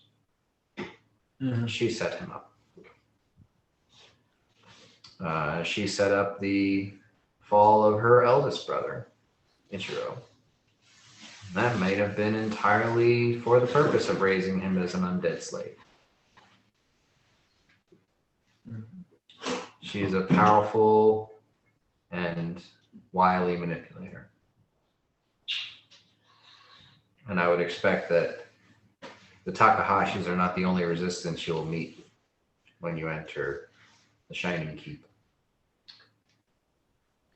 So the daimyo is Elven. Yes. But the Takahashis are Oni Goliaths. Did the Oni Goliaths? Some of the Takahashis are Oni Goliaths. It's something of a recessive trait. Juro's mother was a Oni Goliath, and his father was a human. So I understand that Juro and Ichiro were the only Oni Goliaths of the offspring. Suki is a human woman. Okay, that's really good to know. So she's priority, right? She's got mind control and or undead raising capability. So if we can deal with her, everything else should sort itself out. Am I hearing all this correctly? First, yeah. Well, just because she created the undead from her brothers does not mean that when she is gone, they will not still be a issue. The one who created me has been gone for quite some time. And I am still a significant threat. It's debatable. Largo's still here. Before we go down that rabbit hole. Yeah, for a time. But if she's gone though, the mind control powers, assuming that undead Juro would go want to be, right with Payana. I don't know. I'm pontificating here. I think we gotta wipe them out. Yeah. I mean, if we need to just slaughter house, I'm your guy. Let's do it. I'm just trying to be smart about it. You gotta save your family. Gotta save my family. Then you gotta go get married. Gotta go get married. I got a busy week. You gotta like on the Takahashis are not members of the royal family. They are devoted to the royal family. They have been in service to the royal family for generations. And the incident with Juro and it was the 7th or the 8th princess of the daimyo, that nearly severed ties between the families. Okay. So to me, it sounds like, if if the Onyx Serpent is all about like assassins and subterfuge, the other crane sounds like they are casters. The rest of the house doesn't sound like necromancy, other than Suki, but I mean, to me, yeah, it just sounds like a really spellcaster heavy house that we're going to be walking into. Mhm. If they're holding If there is a specialty on that regard, it would be divine casters. Yeah. Worshippers of Peana. The Inquisition. Perhaps clerics of No some one sort. suspects it. No. That's So what- I wonder then if it would be, because I mean, it's weird because they're controlled. I was wondering if like we might want to like change some of our strategies rather than like protection from evil. Yeah. Like maybe it would. I couldn't do law, but it sounds like if it's Peana, right? Peana is wisdom and truth. That to me that sounds like a paladin, like lawful good. Generally, Anti-paladin type. generally speaking, most clerics of Peana would be considered good. But she's raising undead. Right. Yeah. She's on some fuck shit. Yeah. And they've had a rift in the house. If she was like the one instigating like Juro, like She's a demon controlling a holy church. Yeah, that's my thing. Is like she might be that, but the people under her, are they that? I don't think so. I mean, But we don't know. if they're under her control. Well, she's very likely, literally, Onis are somewhat demonic. And Right. she has that blood in her veins. So she is very, very literally a source of evil, manipulating a source of good.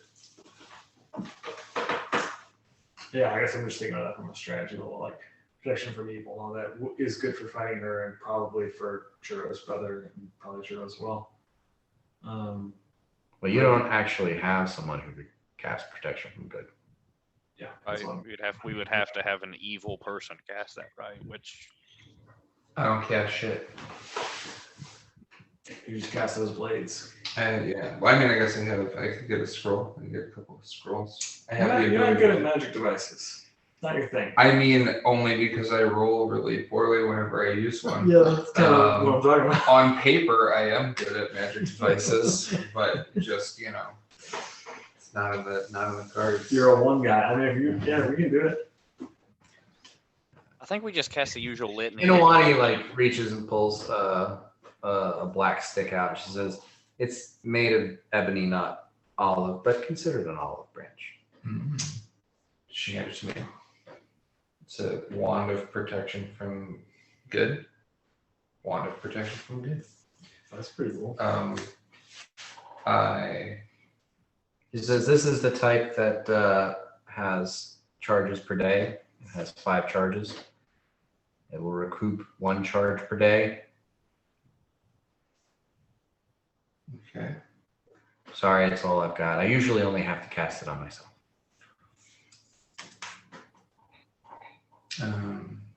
Thank you, murderous vampire woman. Very thoughtful. They're not all bad. I like your style. Just mostly. I game recognize game. 2 weddings we'll have. Okay. So is that what I'm going to do? Do we want to cast protection from good on ourselves as we arrive?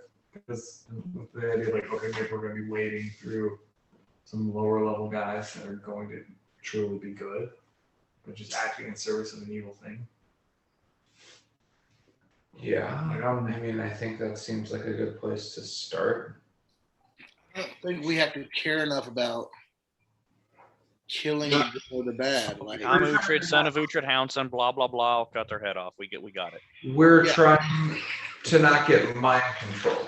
And so, if there are some casters, who's going to do the mind controlling? Is it the good ones or the bad ones? He was like, they're the Inquisition. They're looking for truth. They're hella mind controlling people when they're doing that, inquisiting. But is it because if it's like Uhtred gets mind controlled, coming right. Well, is Uhtred a mind control risk? I would think not. I mean, he's got a pretty high will save, right? I Yeah. have control risk. I have a shit will save. Yeah, weren't you mind controlled by the vampire lady who just gave you that? Yeah, I was. I murdered the shit out of everybody in the Cordessi estate. GM recognize. Well, easy Great. when you say everywhere. Okay, well. Yeah, you eventually just ended up like in her room. Yeah. Oh yeah, I beat you up and stuffed you in a closet. Yeah. You made me Yeah. think about it. It's not all like complete mind control that would protect against things that would, commands to make you drop your weapons or suggestions to make you wander off and forget what you're doing. It's not all, the protection isn't strictly being controlled and forced to work on the enemy's side. Spells of that ilk, though. Yeah, totally. Enchantment compulsions. So we're going to arrive at this incredibly tall tower, and our goal is going to be to get to the top and cut off the head of. I like how you keep on going to tower. At no point have I ever called anything a fucking tower. I know, that's why I It's the keep going back Shining to it. Keep. I love going back to it. Okay, so once we get to the Shining Keep, The tower? the tallest tower and the deepest dungeon. It's a pagoda. Oh, okay. Well, I mean, yeah. All right. So anyways, yeah, we want to get the Suki. We want to cut her out. So do we want to go in there, guns blazing? Do we want to go in like Rouge, like, oh, we're just here to use the tower and try to get as close to them as possible? Do we want to try to be invisible and sneak in? Like, what do you guys think? Sneaky's good. You like thinking Love you're it, good at it. Sesh. I'm You're not very good at bad it. at it. Maybe we should ask the Empress what the teleport. Is the front gate. That's fair. Yeah, that's a really good question. I mean, can we ask Yumi? Is it the assassin? Inawani. She would most likely teleport you to a room designated at the Shining Keep as a room for teleportation entrance. It would be an area that would not be warded against it. Obviously, if you are the master of a keep, you don't want people randomly teleporting anywhere into your domain. So there is a specific room in the Shining Keep for receiving teleporting entrance. And it's going to be guarded. So I think we just go in, right? I mean, like, I don't think we're going to be able to sneak. You will receive a less than warm reception. Or it could be extremely hot, and they might use fire spells. Yeah. It's fine for me. You're gonna have to come in ready to rock and roll. Yeah, I don't think we come in invisible or anything like that. So yeah, I think we show up. Yeah. Buffed, ready to lubed up. Inawani kind of floats up so she's eye level with Yanni and says, you don't have to, but just as a suggestion, as maybe a engagement present of some sort, if you brought back Suki alive as a prisoner, that would go a long way with the Empress. God damn it. I was thinking A long way which way? Because we're already in for a Yanni. What does a Suki get us? A lot of goodwill, maybe a reward.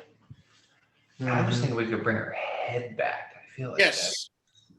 Yeah. See, Uhtred, we're on the same wavelength here, but alive. I understand that that's your thing, but the Empress enjoys having a prisoner to display alive as a show of power and control.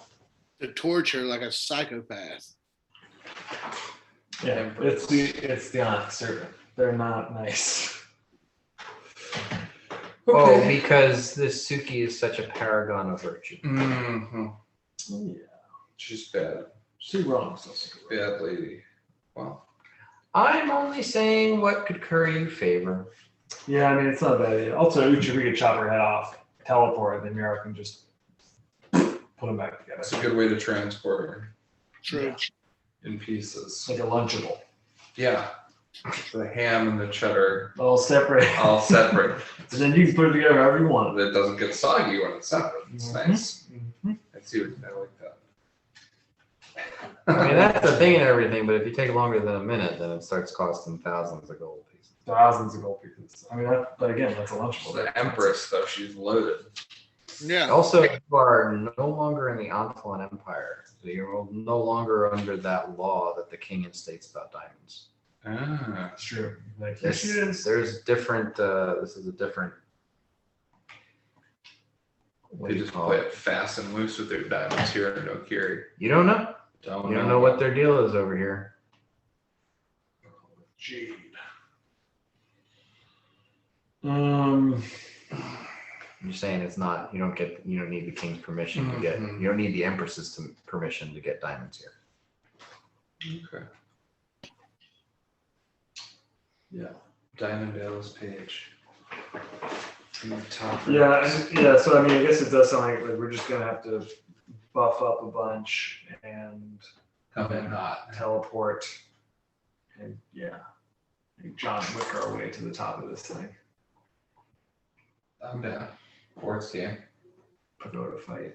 Yeah. Tower heist. It's just Enter like the side- dragon. Yeah, but it's like a side-scrolling like thing. Yeah. Okay. Well, it is 5 after 10, and we don't have a fully fledged Largo, but you do have a plan or a direction, and now you can take about a week to iron out details of that plan. Maybe figure out how you want to approach this. I got a wand. That's it. That's all the plan we gotta do. Mhm. See you guys on Tuesday. Boom. Yeah, Bort's got a wand. Bort's got a Just, wand. like doesn't have to.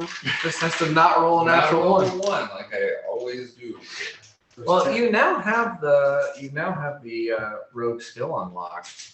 That if you do roll a natural one, you can still try again. It's true. We'll just teleport over there and say, "Oh God, the whole pagoda is full of children. They're all children." This is what Beatty was worried about.